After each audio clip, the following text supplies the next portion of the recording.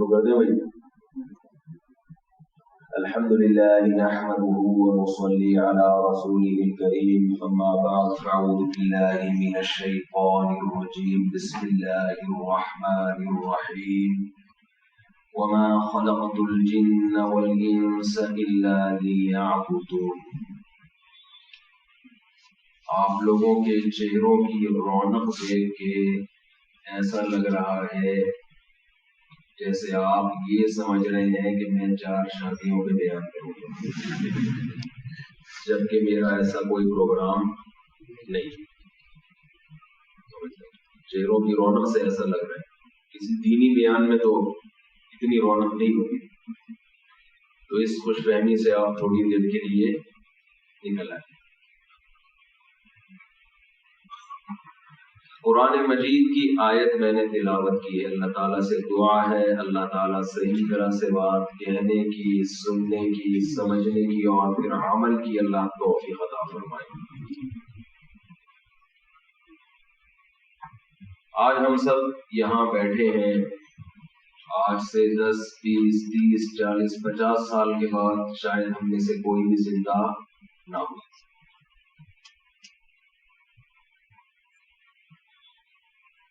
بہت زیادہ کوئی جی لیا تو جو بچے بیٹھے ہوئے ہیں وہ 60 70 سال تک جی لیں گے. تو ہم اگر تھوڑا سا اور ٹائم بڑھا دیں 70 80 90 سال کے بعد میرا خیال ہے جتنے لوگ یہاں بیٹھے ہیں، ایک تو یہ بیٹھے ہوئے نہیں ہوں گے، لیٹے ہوئے ہوں گے، دوسرا یہاں نہیں بلکہ زمین کے نیچے ہوں گے. ایک ایسی حقیقت ہے جس سے انکار کرنا ممکن نہیں. لیکن عجیب بات یہ کہ اس حقیقت کو مانتے سب ہیں، لیکن یہ اس وقت مانتے ہیں جب خود مرتے ہیں. جب تک زندہ ہوتے ہیں تو زبان سے کہتے ہیں، دل سے مانتے نہیں. یہ بڑا ٹیکنیکل قسم کا فالٹ ہے.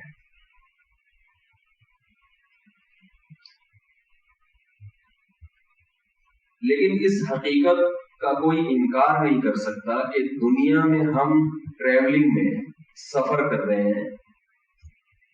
نبی صلی اللہ علیہ وسلم نے فرمایا بچہ جب ماں کے پیٹ میں ہوتا ہے تو اس کا لکھ دیا جاتا ہے اس کے بارے میں کتنے دن زندہ رہے گا، کتنا کھائے گا، کتنا پیے گا، یہ سب چیزیں پہلے سے طے شدہ ہوتی. لیکن آپ فرض کر لیں میں جب بیان کرتا ہوں نا تو آج کل بہت سے ایسے لوگ بھی آ رہے ہیں جو مذہب کو مانتے ہی نہیں، ان کو اس سے بحث ہی نہیں ہے کہ نبی نے کیا فرمایا. اگر لاجک کی بات کروں، ایسے لوگ بھی اب مارکیٹ میں ہول سیل کے حساب سے پیدا ہو رہے ہیں، کیونکہ مادہ پرستی اتنی زیادہ ہے کہ مادہ پرستی اور شہوت پرستی میں لوگ اللہ اس کے رسول کو اپنی ڈکشنری سے نکال رہے ہیں. کہتے ہیں لاجک کی بات کرو، یہ کیا نبی نے فرمایا، قرآن نے فرمایا، یہ ہونے لگا ہے. میں جب بیان کرتا ہوں تو بہت دفعہ میں قرآن و سنت کی بات کو ہٹا کے سیدھی لاجک کی بات کرتا ہوں، لاجک کی بات، تاکہ جو ہمارا لبرل طبقہ ہے نا اس کو بھی اٹریکٹ کرے کہ یار مفتی صاحب اگرچہ مفتی ہیں، اگرچہ مولانا ہیں، اگرچہ سر پہ پگڑی ہے اور نماز پڑھتے ہیں، لیکن بات تو وہی کر رہے ہیں جو آئنسٹائن بھی ہوتا تو بھی یہی باتیں کر رہا ہوتا، اس کے علاوہ کوئی اور بات بنتی ہے. نیوٹن بھی ہوتا تو وہ انکار نہیں کرتا ان باتوں کا، بلکہ کوئی ملحد ہی ہوتا نا صاف خدا کا انکار کرنے والا، وہ بھی ان باتوں کو مانتا. سمجھتے یہاں تک بات سمجھ میں آ گئی؟ پہلے آپ دیکھو چہروں پہ رونق ہی غائب ہو گئی. پہلے ایسے ٹھیلے میں بیٹھے تھے کہ یہ کیا ٹاپک لے کے بیٹھ گئے. تو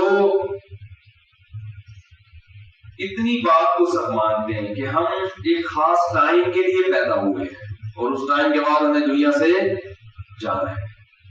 ڈاکٹر بھی کہتے ہیں، سائنٹسٹ بھی کہتے ہیں. آپ اگر انشورنس کروانے جائیں تو وہ آپ کا میڈیکل چیک اپ کریں گے.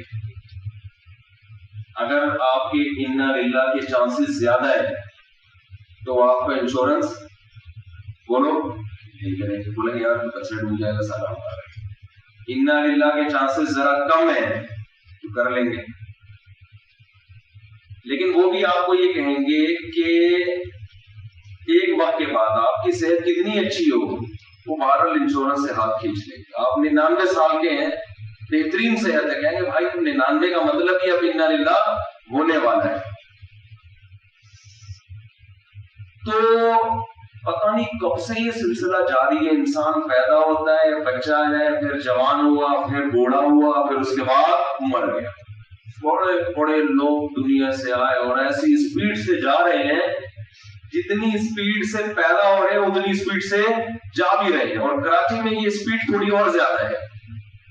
کراچی میں ٹارگٹ کلنگ, اسنیچنگ, یہ سب چیزوں کی وجہ سے مرنے کی اسپیڈ تھوڑی سی زیادہ ہے. یہ میں کراچی کے احترام میں کہہ رہا ہوں تھوڑی سی, ورنہ بہت زیادہ ہے. اور ماحولیاتی آلودگی کی وجہ سے پھیپھڑوں کے امراض اور شوگر اور اس کی وجہ سے بھی مرنے والوں کا ریشو بہت زیادہ. جو کراچی میں اگر رہتا ہے تو اس کو تو اللہ کی آیات پر دوسروں سے زیادہ ایمان ہونا چاہیے, اس کو تو موت کی تیاری دوسروں سے زیادہ کرنی چاہیے. وہ تو پھانسی کے پھندے پہ بس لٹکا ہوا ہے, بٹن دبانے کی دے رہے ہیں, کرسی کھینچنے کی دے رہے ہیں. تو میں یہ کر رہا ہوں کہ ہم سفر میں ہیں, مر مر کے قبروں کو بھر رہے ہیں, یہ سب حقیقت جانتے ہیں. یاد رکھیں سفر میں انسان کا کسی ایک جگہ مستقل اسٹے نہیں ہوتا, وہ مسلسل چل رہا ہے. اور سفر کی ڈیفینیشن یہ ہے کہ آپ مسلسل کسی خاص سمت کی طرف چل رہے ہو, کسی خاص ہدف کی طرف چل رہے ہو. تو اللہ نے ہمیں پیدا کیا, جوان کیا, موت دی اور پھر ہمیں قبر میں اتار دیا. قرآن اس مضمون کو بہت زیادہ بیان کرتا ہے. تو دیکھیں ایک بات سوچنے کی ہے کہ اگر ہمیں کوئی خاص ہدف دے کے خدا نے پیدا نہیں کیا ہے, اگر کوئی ہمیں خاص ہدف دے کے خدا نے پیدا نہیں کیا ہے, ہم ویسے ہی پیدا ہو رہے ہیں, ویسے ہی مر رہے ہیں, پھر پوری زندگی اگر ہماری ویسے ہی گزر جاتی ہے تو کوئی ٹینشن کی بات بولو نا بھائی نہیں. جیسے آپ لوگوں سے پوچھیں, ایک نوجوان سے پوچھیں یار کیا کر رہے ہو, ایسے کچھ ویسے بھائی کوئی تم نے ویژن بنایا, کوئی تمہارا ہدف ہے, کہہ رہے نہیں ہدف بنا کے کیا کرنا ہے, کوئی ویژن بنا کے کیا کرنا ہے. جب آپ سفر کرتے ہیں تو پہلے منزل کا تعین کرتے ہیں نا. ارے آپ گھر سے نکلے, سامان باندھا, بیگم نے بیگ تیار کیا, بیگم میں سفر پہ جا رہا ہوں, پوچھے کہ کہاں جا رہا ہوں, تو ویسے ہی جا رہا ہوں, ویسے ہی جا رہا ہوں. تو آپ کو کیا پتا چلے گا کہ کس بس میں بیٹھنا ہے, آپ نے سوراب پورٹ چلے گئے یا ایئرپورٹ چلے گئے. اب آپ وہاں پوچھ رہے ہیں یار میں سفر پہ جا رہا ہوں, کس جہاز میں بیٹھوں گا, یہ تو آپ بتاؤ گے. جانا کہاں ہے, پشاور جانا ہے تو پی آئی اے کی فلائٹ تیار ہے, وہ ویسے ہی آپ کو قبرستان پہنچا دے گی. اس میں جتنا پشاور پہنچنے کا چانس ہے اتنا ہی قبر میں پہنچنے کا بھی چانس ہے. اور دوسری فلائٹس بھی ہیں. تو آپ کہہ رہے ہو یہ تو نہیں پتا, یہ میں نہیں بتاؤں گا کہ میں نے جانا کہاں, میں بس سفر کرنا چاہتا ہوں. قیامت آ جائے گی, آپ یہ طے نہیں کر سکتے کہ آپ نے کون سی ٹرین میں بیٹھنا ہے, کون سی بس میں بیٹھنا ہے, کون سی جہاز میں بیٹھنا ہے, جب تک آپ پہلے یہ نہیں بتاؤ گے کہ میں نے جانا ملتان ہے, کوئٹہ ہے, پشاور ہے, تھائی لینڈ ہے, نیو یارک ہے, لندن ہے, کینیڈا ہے, کہاں جانا ہے, آپ کا ہدف کیا ہے. آپ سارا دن پاگلوں کی طرح گھومتے رہو گے اور آپ کا سفر کا جو ٹائم ہے بالآخر وہ بولو نا بھائی ختم ہو جائے گا.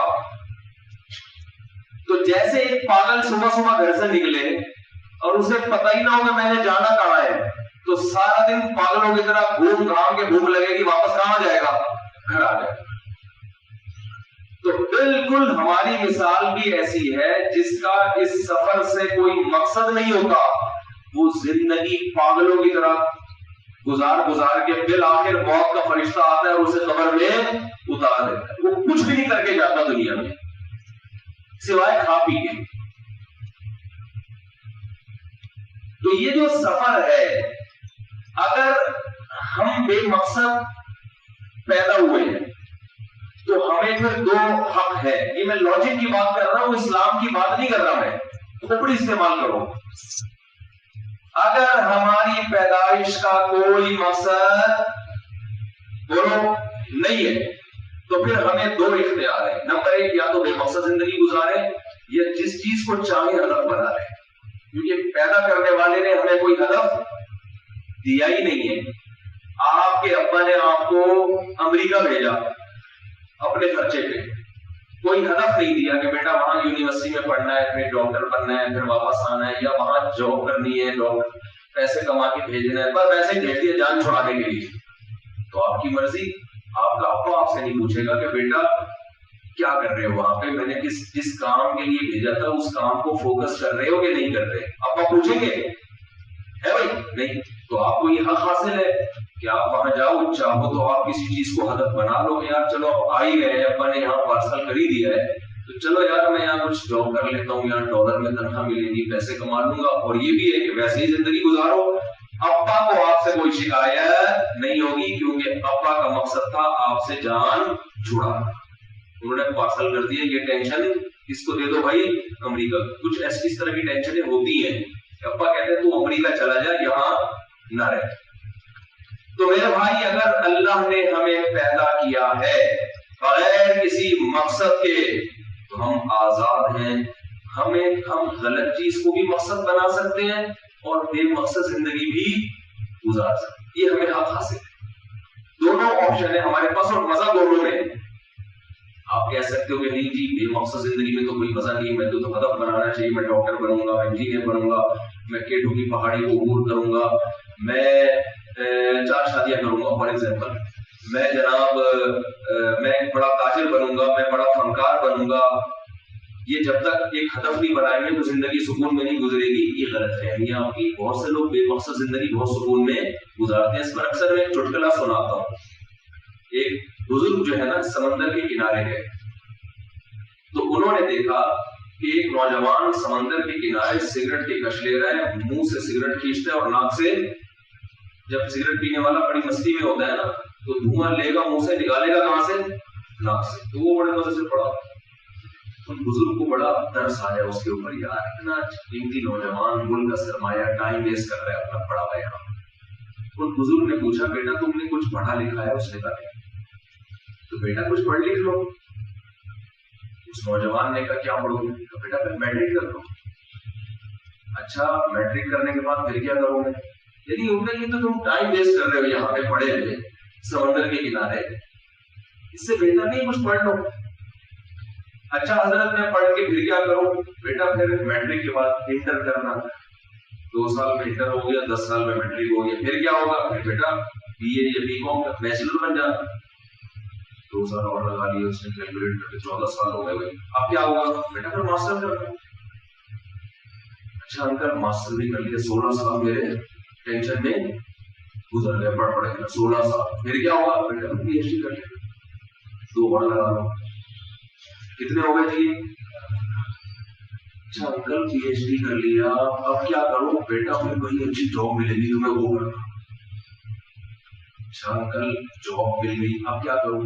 پیسہ آئے گا، اچھے خاندان میں شادی کروں. 18-20 سال ہو گئے، 20 سال کے بعد اچھے خاندان میں کیا ہوگی؟ شادی ہوگی. اچھا پھر کیا ہوگا؟ پھر تمہاری اولاد ہوگی. 20-22 سال کی شادی کے ہوئے، 24 سال ہو گئے، کس کے؟ اولاد کے ہو گئے. اولاد ہو گئی، پھر کیا ہوگا؟ پھر مزے کرنا. تبھی کیا کرنا؟ نوجوان کہتا ہے ابھی کیا کرتا ہوں؟ ابھی بھی تو مزے ہی کرتا ہوں نا میں. ارے انکل آپ جو مزوں کے طریقے بتا رہے ہو نا، 18-20-30 سال پتہ نہیں وہ مزے لے بھی سکوں گے نہیں لے سکوں. میٹرک میں داخل سب ہوتے ہیں، ہر ایک کر پاتا نہیں ہے. بیچلر کا ہر ایک کو شوق ہوتا ہے، ہر ایک تھوڑی کر پاتا بن پاتا ہے، ہر ایک تھوڑی ماسٹر. پھر پی ایچ ڈی کے بعد پھر چلو لڑکی ڈھنگ کی نہ ملی، اسی نے ٹینشن دینا شروع کر دی. وہ ایک آدمی کی بیوی سر دبا رہی تھی اور تعریفیں کر رہی تھی کہ بتاؤ شادی سے پہلے کوئی سر آپ کا دباتا تھا؟ میں کتنی اچھی ہوں. اس نے کہا شادی سے پہلے سر میں درد ہوتا ہی نہیں تھا.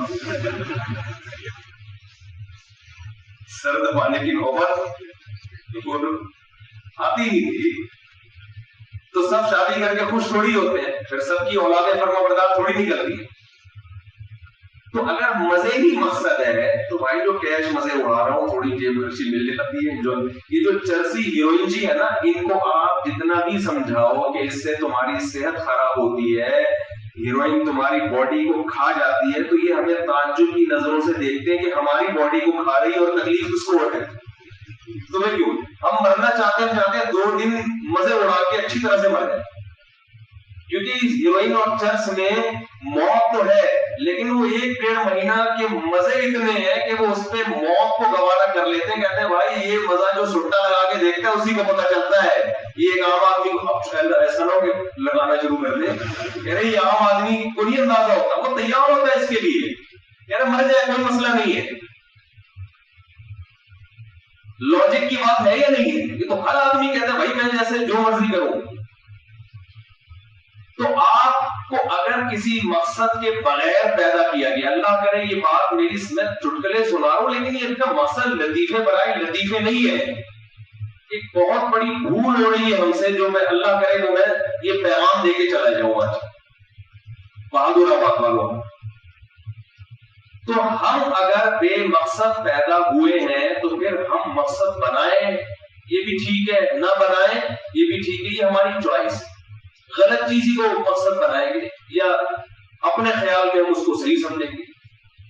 لیکن اگر اللہ نے ہمیں پہلے سے کوئی مقصد دے دیا ہے, منزل بتا دی ہے, آپ کے ابا نے آپ کو جہاز میں بٹھایا, کرایہ دیا, امریکہ کا ویزا لگوایا, سارے سیٹ اپ بنا کے دیا اور پہلے بتا دیا میں تمہیں وہاں گھڑواڑوں کے لیے نہیں بھیج رہا, پڑھنے کے لیے بھیج رہا ہوں یا بزنس کے لیے بھیج رہا ہوں, سیدھا وہاں جانا, رضوان انکل سے ملنا, ان کے جنرل اسٹور پہ کچھ دن پوچھا لگانا, اس کے بعد میری بات ہو گئی ہے, 2-4 مہینے کے بعد وہ تمہیں کاؤنٹر پہ بٹھا دیں گے, پھر دیانتداری کے ساتھ تھوڑا پیسوں کا کرنا, تو وہ پھر اس اسٹور میں تمہیں اپنے ساتھ شریک کر لیں گے اور اپنی بچی سے تمہاری شادی کر لیں گے, وغیرہ وغیرہ. مختلف ہدف ہوتے ہیں, یہ بھی ہوتا ہے بعض دفعہ, تو تمہارا فیوچر سمجھ جائے گا.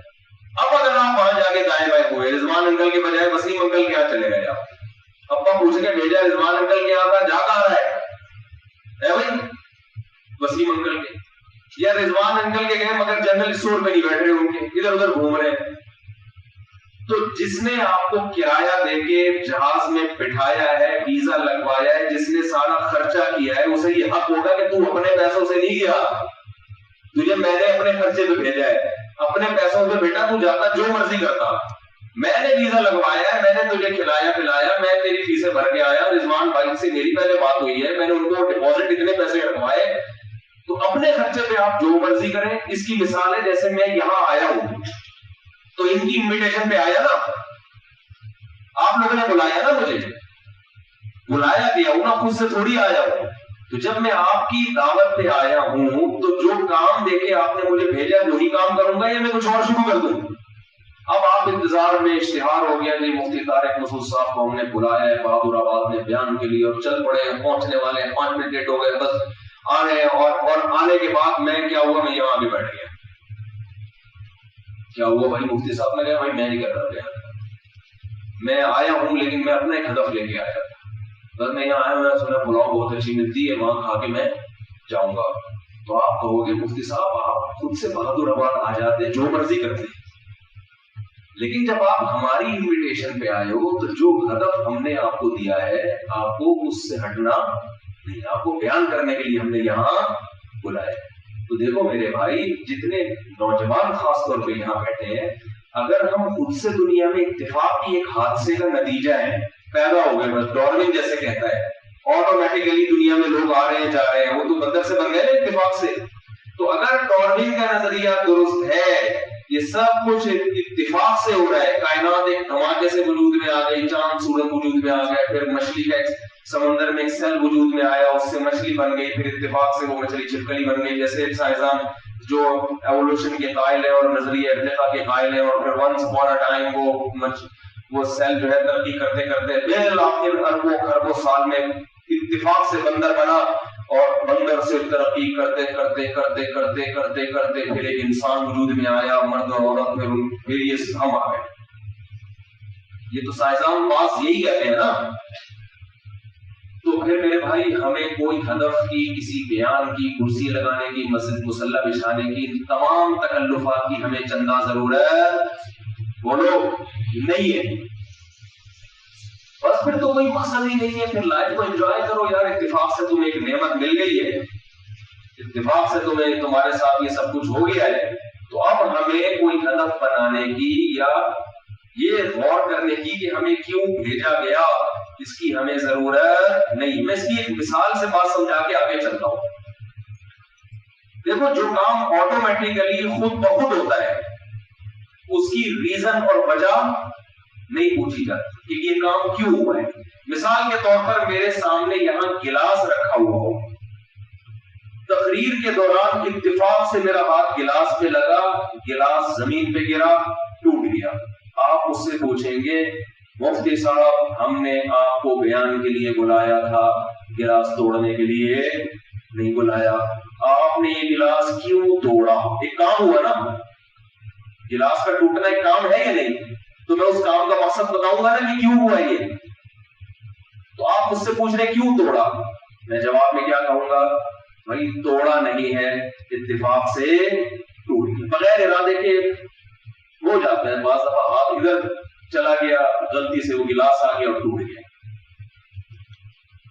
لیکن اگر اس کے برعکس ہو، یہاں گلاس رکھا ہوا ہے، میرا بیان چل رہا ہے، میں گلاس اٹھاتا ہوں اور کوئی گلاس توڑنے کی مثال بھی نہیں آ رہی بیان میں، یا تو میں کوئی مثال سے سمجھا رہا ہوں گلاس ایسے ٹوٹتا ہے، تو اب ایسے ہی باتوں کے دوران بات جنت جہنم پہ چل رہی ہے اور گلاس اٹھا کے میں نے توڑ دیا. آپ پوچھیں گے مفتی صاحب آپ نے گلاس کیوں توڑا؟ اب میں یہ تو نہیں کہہ سکتا بھائی خود ہی ٹوٹ گیا ہے. میں کہوں گا ہاں میں نے توڑا ہے. کیوں توڑا؟ ویسے ہی توڑ دیا. یار ویسے ہی گلاس توڑ دیا، اس کا مطلب کل سر بھی توڑ سکتے ہو کسی کا. ویسے لوگ بولیں گے آپ نے اس کا سر کیوں پھاڑا؟ ویسے ہی. لوگ کہیں گے آپ نے اس کو قتل کیوں کیا؟ ویسے ہی. آپ نے اس کو گالی کیوں دی؟ ویسے ہی. تو یہ کوئی عقل کی بات ہوگی؟ آپ پھر آگے میرا بیان سنیں گے، آپ بولیں گے یار یہ تو سینس ہی نہیں ہے، ایویں ہی بیٹھے بیٹھے گلاس توڑ دیا بس ویسے ہی. تو آپ مجھے ایک بات بتاؤ. اچھا آگے ایک اور میں بات سمجھاتا ہوں. اسی مثال کو ہم الٹا کر لیتے ہیں، اسی مثال کو ہم الٹا کر لیتے ہیں. اس مثال سے یہ بات سمجھ میں آئی کہ جب کام خود بخود ہوتا ہے اس کی کوئی لاجک نہیں ہوتی، اس کا کوئی ویژن، کوئی ہدف، کوئی مقصد، آپ کو بولنا پڑے گا، بتا رہا ہوں میں، کوئی مقصد نہیں ہوتا. لیکن جب کام کیا جاتا ہے، کرنے والا اگر عقل مند ہے تو وہ اس کی ریزن، اس کی وجہ بیان کرنا اس کے ذمہ فرض ہے. کرنے والا اگر پاگل ہے، دیوانہ ہے، کوئی بچہ ہے نابالغ، اس کے ذمہ وجہ بیان کرنا نہیں ہے. کوئی پاگل کر لے تو کہیں پاگل ہے، کچھ بھی کر سکتا ہے پاگل. عقل مند جب بھی یہ کام کرے گا تو بتائے گا میں نے یہ کام کیوں کیا. بات یہاں تک سمجھ میں آ گئی؟ اب ہم اسی مثال کو الٹا کر لیتے ہیں. ٹوٹا ہوا گلاس رکھا ہوا تھا، 4 ٹکڑے تھے. آپ نے دیکھا کہ وہ جڑا ہوا ادھر رکھا ہوا ہے، ممبر پہ رکھا ہوا ہے، جڑا ہوا. آپ نے دیکھا جوڑنے والا کوئی بھی نہیں ہے، مفتی صاحب ہی تھے مسجد میں اکیلے. جب ہم یہاں سے نکلے تھے تو یہ گلاس جڑا ہوا تھا. اب جب ہم آئے ہیں تو مفتی صاحب کے علاوہ تو مسجد میں کوئی بھی نہیں تھا. تو بظاہر ایسا ہی لگتا ہے یہ کس نے جوڑا ہے؟ بولو مفتی صاحب، اور تو کوئی بندہ نہیں ہے. اب آپ مجھ سے آ کے پوچھ رہے ہیں مفتی صاحب گلاس آپ نے کیوں جوڑا؟ اس تکلف کی آپ کو ضرورت کیا تھی؟ آپ کو بیان کے لیے بلایا ہے، گلاس جوڑ دیا تو کسی کو بھی شوہر میں ڈال کے پھینک دیتے یا کسی کو بھی کہہ دیتے. تو پورا ترتیب سے جڑا ہوا رکھا ہے، سمت بانڈ لگا ہوا ہے، ایلفی لگی ہوئی ہے، کچھ بھی ہے. سمت بانڈ کو بعض لوگوں پر تقوی کا حیضہ آتا ہے تو عبد السمت بانڈ کہنا شروع کر دیتے ہیں کہ اللہ کا نام ہے. اتنا زیادہ ٹینشن نہ لو بھائی، سمت بانڈ نہیں ہے. عبد السمت، ایک صاحب کہہ رہے تھے عبد السمت بانڈ، میں نے یہ کیا ہے، یعنی اللہ کا نام ہے سمت. تو اب جب جڑا ہوا رکھا ہے، آپ پوچھیں کیوں جوڑا، تو میں بتاؤں گا یار میں آیا تو مجھے اچھا نہیں لگا، تو آپ آپ کہیں گے عجیب سا لگ تو رہا ہے لیکن یہ آپ پہ سوٹ نہیں کرتا، لیکن میں وجہ بہرحال بیان کروں گا. لیکن اب میں چاہ رہا ہوں کہ میں وجہ بیان نہ کروں کہ کیوں جوڑا. تو اس کے لیے میں نے یہ بہانہ تراشا کہ جو جواب میں نے گلاس توڑنے میں دیا تھا نا کہ خود بخود ٹوٹ گیا، وہی کہاں فٹ کر دو، بولو نا جوڑنے میں. اب آپ کہہ رہے ہیں بھائی یار آپ مفتی صاحب بیان کے لیے آئے، آدھا گھنٹہ آپ نے جوڑنے میں لگا دیا، تو کیوں جوڑا؟ کوئی معقول وجہ، یا تو کسی بزرگ کا گلاس تھا، یا آپ کی والدہ نے وصیت کی تھی کہ بہادر آباد کی مسجد میں جب جاؤ گے ٹوٹا ہوا گلاس ہوگا، میری وصیت ہے کہ اس کو بیٹھتے ہی جوڑ دینا، تو اما نے کہا تھا. اس لیے کوئی معقول ریزن بیان کیے بغیر آپ میرا بیان سنیں گے. لیکن میں نے بہانہ تراشا، میں نے کہا یار کون مقصد میں جائے، سیدھا سیدھا بول دو خود سے جڑا ہے. کیا بول دو؟ خود سے جڑا ہے. مان لو گے اب آپ نہیں، آپ گئے، آپ نے کہا یار مفتی صاحب کہہ رہے ہیں خود سے جڑا ہے، تو آپ یونیورسٹی گئے، لمس یونیورسٹی، اس کے بہت بڑے پروفیسر تھے جو کبھی جھوٹ نہیں بولتے، سائنسی تحقیق بہت تھی ان کی، ڈارون کی تیسری پشت میں نواسے لگتے ہیں وہ، اور پی ایچ ڈی کیا ہوا انہوں نے ڈارون کے نظریے میں، سمجھ رہے ہو؟ انہوں نے تھیوری پیش کی، انہوں نے کہا نہیں یار مفتی صاحب جھوٹ نہیں بول سکتے، تو مفتی ہیں، عالم ہیں اور بیانات کرتے ہیں جھوٹ پر، ان کی میں نے خود تقریریں سنی ہے، اور ویسے بھی لاجیکلی یہ ممکن ہے. ایک بہت بڑا سائنٹسٹ ہے، اس نے یہ نظریہ پیش کیا ہے کہ اربوں کھربوں کروڑوں سال میں ایسا ہو سکتا ہے کہ ایک گلاس وجود میں آ کے چار ٹکڑے ہو اور آپس میں دونوں جڑ جائے، کیونکہ وہ ڈارون کے نواسے لگتے ہیں. اور اتنے ذہین پروفیسر، مولویوں کو کیا پتا ہے؟ اچھا آپ نے کسی مولوی صاحب سے پوچھا کہ مفتی صاحب کہہ رہے ہیں، مولوی کہہ رہا ہے یہ پاگل ہو گیا، یہ ایسا ممکن نہیں ہے، ایویں پھینک رہے ہیں. اب وہ مذہبی اسکالر ہے، چونکہ وہ کہہ رہے ہیں یہ نہیں ہو سکتا بھائی، کروڑوں سال میں بھی ایک چار ٹکڑے والا گلاس خود بخود نہیں جڑ سکتا.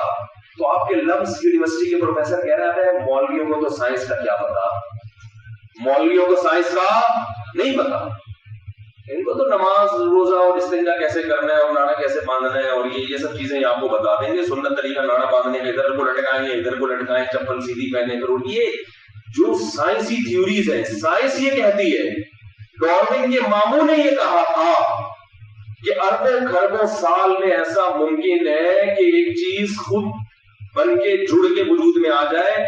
تو ہوا یہ تھا کہ ایک دفعہ کا ذکر ہے، اربوں کھربوں سال پہلے ہم جاتے ہیں تو ایسا ہوا تھا کہ کہیں سمندر کی ریت تھی، اتفاق سے سورج کا ٹیمپریچر اتنا بڑا ہے کہ وہ ریت پگھل کے کانچ میں دونوں تبدیل ہو گئی.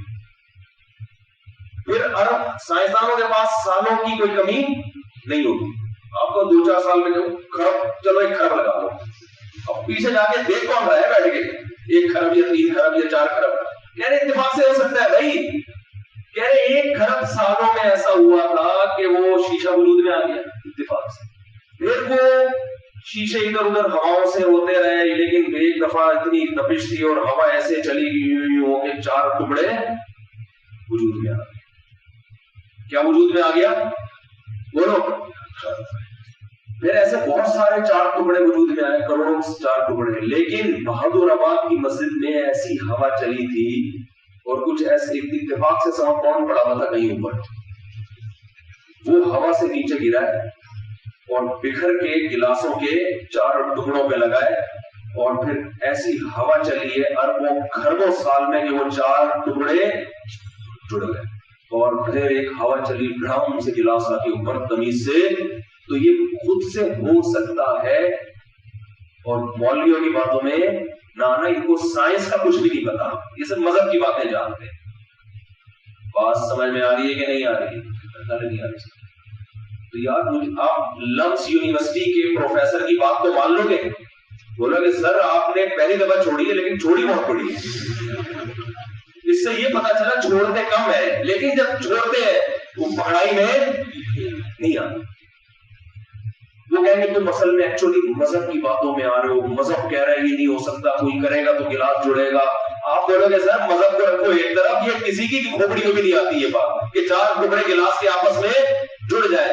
میں آپ سے ایک سوال پوچھتا ہوں، گلاس کے 4 ٹکڑوں کا آپس میں جڑنا زیادہ عجیب ہے یا انسان کے اعضاء کا ماں کے پیٹ میں جڑنا، آنکھ کا آنکھ کی جگہ پہ لگنا، کان کا کان کی جگہ پہ لگنا، اور دانتوں کا دانتوں کی جگہ پہ کھوپڑی، پھر اس کے اندر دماغ فٹ ہو رہا ہے، پھر زبان بولنے والی، پھر چبانے والے دانت، پھر انگلیوں کے جوائنٹ، ایسے جوائنٹ انگلیوں کے کہ جاپان کے سائنسدان اب تک روبوٹ کے ایسے جوائنٹ محنت کر کے نہیں بنا سکے۔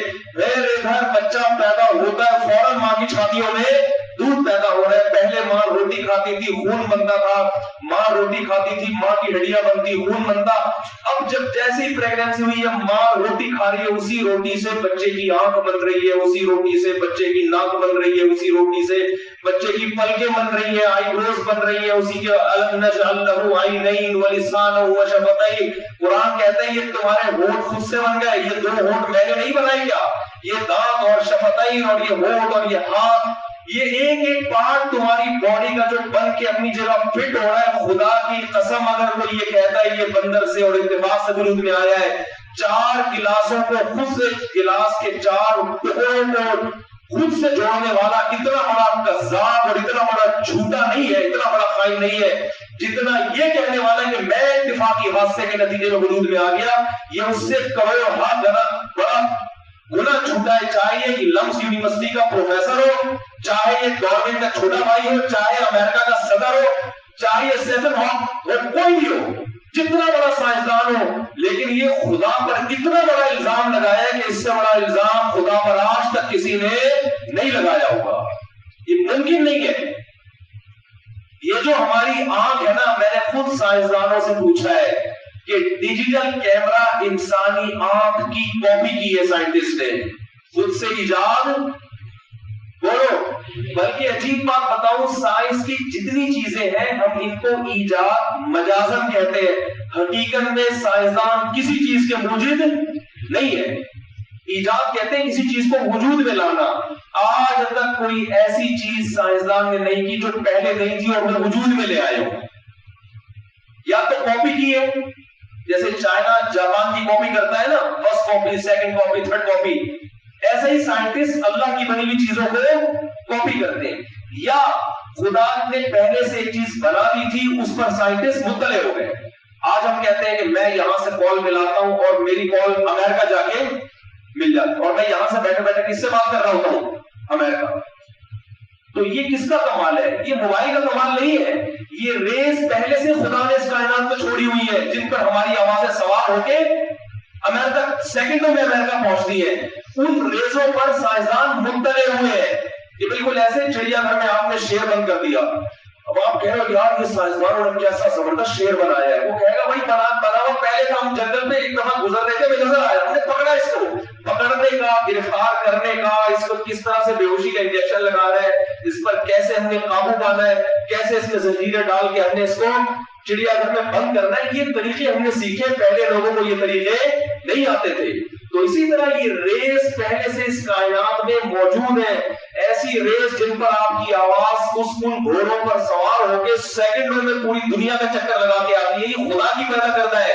سائنسدانوں پر ان پر مطلع ہوئے، ان کو قابو کرنے کا انہوں نے سلیقہ اور طریقہ سیکھا ہے۔ تو آپ مجھے بات بتاؤ کہ اگر کسی سائنٹسٹ نے ڈیجیٹل کیمرہ انسانی آنکھ کی کاپی کر کے بنایا، اور اس ڈیجیٹل کیمرے کے بارے میں کوئی سائنسدان یہ کہتا ہے کہ کروڑوں سال میں اتفاق سے وجود میں آ گیا، تو اس سے بڑا چھوڑو دنیا میں کوئی ہوگا، اس سے بڑا کذاب ہوگا کہ نہیں ہوگا؟ یقیناً بہت بڑا کذاب ہوگا۔ تو آپ بتاؤ، جس اوریجنل آنکھ کی اس سائنٹسٹ نے کاپی کی ہے، کاپی شدہ تو خود پر وہ وجود میں نہیں آ رہا، اسے تو کوئی بنا رہا ہے، اور اوریجنل کے بارے میں کہتے ہیں اتفاق سے بن گئی۔ اس سے بڑا خدا پہ جھوٹ اور خدا پہ الزام کوئی نہیں ہو سکتا۔ میرا خیال ہے انگلش میں بیان کرنا پڑے گا، اردو میں سمجھ میں بولو نا کیا ہوگا آ رہا ہے۔ یہ ناممکن ہے بھائی، کتنا بڑا سائنسدان بولے، لوگ کہتے ہیں مفتی صاحب آپ کو سائنس کا کیا پتا؟ سائنسدان کہتے ہیں بھائی، میں کہتا ہوں سائنسدان یہ کیوں نہیں کہتے کہ روبوٹ خود سے بن گیا؟ تو ایک چٹکلے کی بات میں اور بھی کرتا ہوں۔ مجھے وہ ڈارون اور اس کے پوتے نواز سے کہیں ملے نا، تو میں ان سے سوال پوچھتا ہوں، وہ کہتے ہیں کہ بھائی ہم بندر سے بنے ہیں۔ دیکھو اگر ہم یہ نظریہ مان لینا اور کہ خود بخود بنے ہیں، تو پھر میں جو تقریر کر رہا ہوں اس کی ضرورت رہے گی؟ قرآن کی ضرورت رہے گی؟ نماز، روزے، حج، زکات، ان کی ضرورت رہے گی؟ کچھ بھی نہیں ہے۔ گورے کی طرح زندگی گزارو، لائف کو کیا کرو؟ انجوائے جب کوئی مقصد ہی نہیں ہے تو انجوائے کرو، کچرا ہو، مر کے کیا ہو جاؤ گے؟ کچرا. گورا یہی تو کہتا ہے کہ 4 دن کی زندگی اللہ، یہ کیا ہے شادی بیاہ مفتی طارق مسعود کے بیان سنتے رہتے ہو، 2 شادیاں 3 شادیاں. اللہ کی گرل فرینڈ رکھو یار، گرل فرینڈ میں کوئی ٹینشن ہے؟ ایسے گھٹنے بنے ہوئے جیسے پتہ ہی نہیں. دیکھو بیوی میں ٹینشن ہے یا گرل فرینڈ میں؟ بولو نا. گرل فرینڈ میں نہ سالے کی ٹینشن، نہ ساس کی ٹینشن، نہ سسر کی ٹینشن. مزے اڑاؤ، دل بھر جائے تو چھوڑ کے بولو. انویسٹمنٹ بھی کم ہے، 500 روپے کا بیلنس ڈالنا پڑتا ہے بات کرنے کے لیے بس. ایک آدھ دفعہ تھوڑا گفٹ آئی فون دے دیا.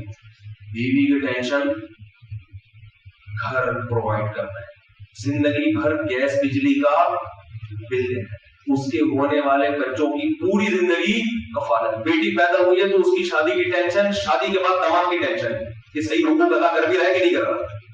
بچوں کی پڑھائی کی ٹینشن.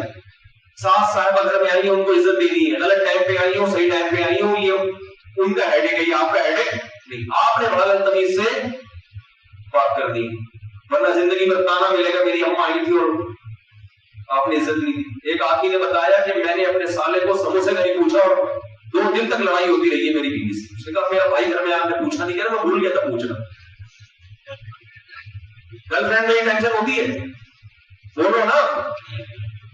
زندگی بھر کی ٹینشن ہے مسلمان اٹھاتا ہے کہ یار کیوں اٹھا رہا ہے؟ کوئی خدا نے گرل فرینڈ کو حلال نہیں کیا، حلال کس کو کیا ہے؟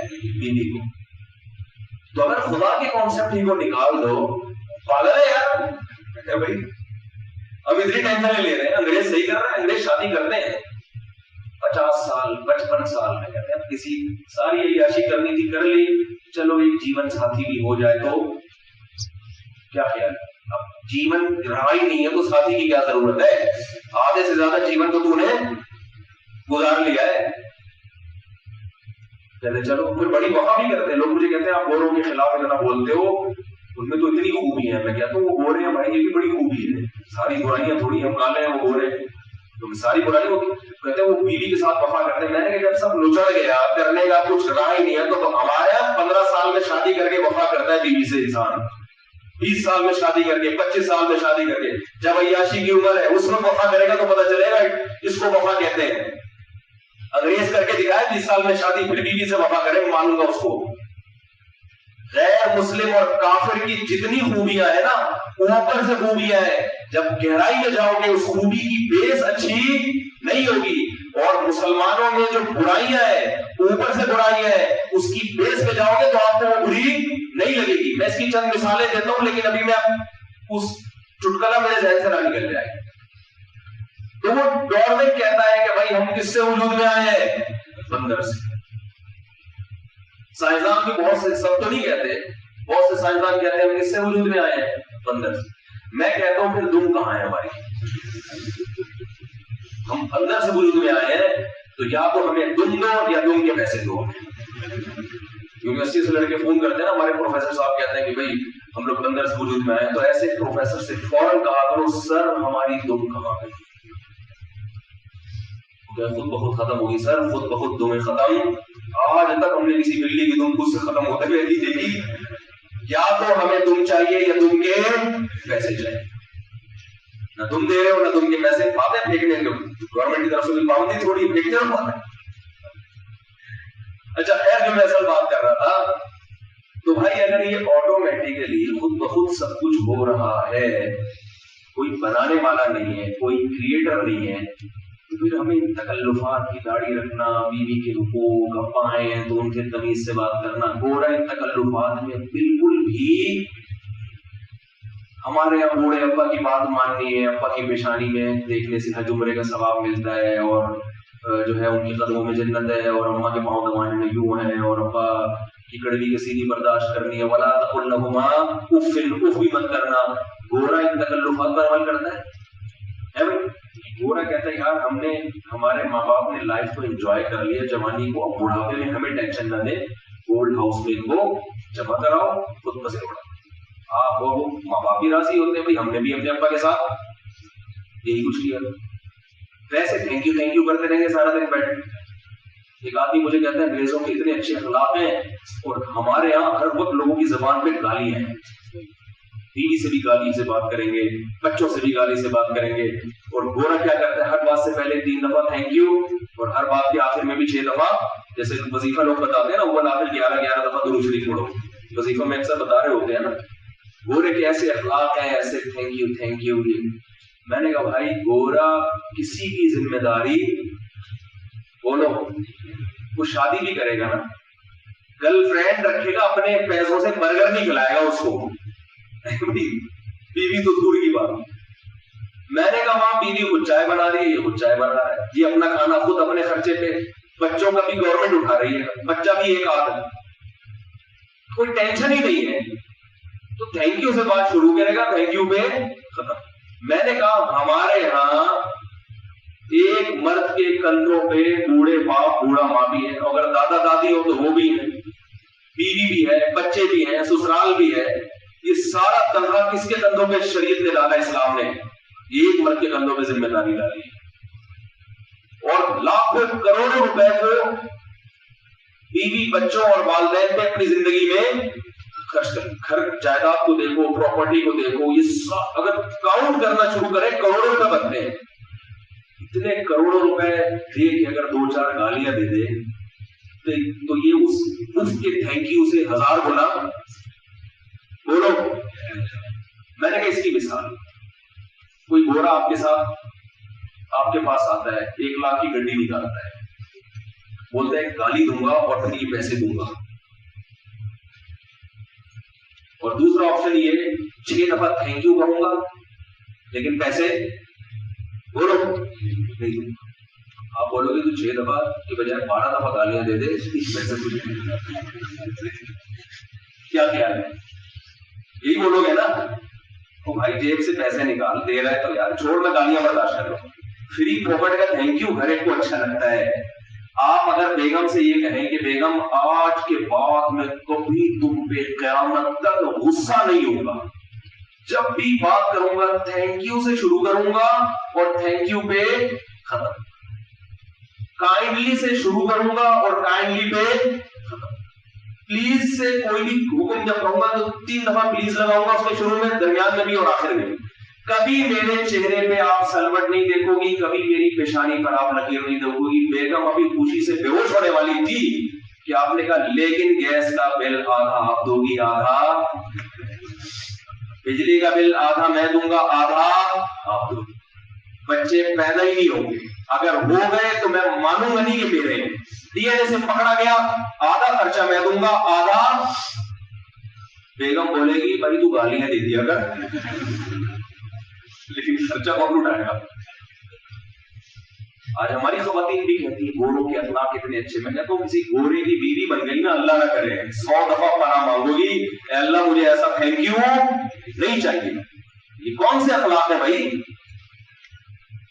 ایک اور مثال دیتا ہوں جو بہت سارے بیانات میں دیتا ہوں، لیکن کچھ مثالیں ایسی خاندانی ہوتی ہیں وہ ہر جگہ دینے کی ہوتی ہیں۔ ہمارے ایک دوست نے کینیڈا سے فون کیا مجھے، مفتی صاحب آپ مسلمانوں کی باتیں کرتے ہو پاکستانی، اور دیکھو میرے والد صاحب کراچی میں بیمار ہیں، میں علاج کے لیے، اتنا مہنگا علاج ہے کینیڈا میں، لیکن میں کراچی سے ان کو کہاں بلا رہا ہوں؟ کینیڈا، والد صاحب کے علاج۔ کیوں؟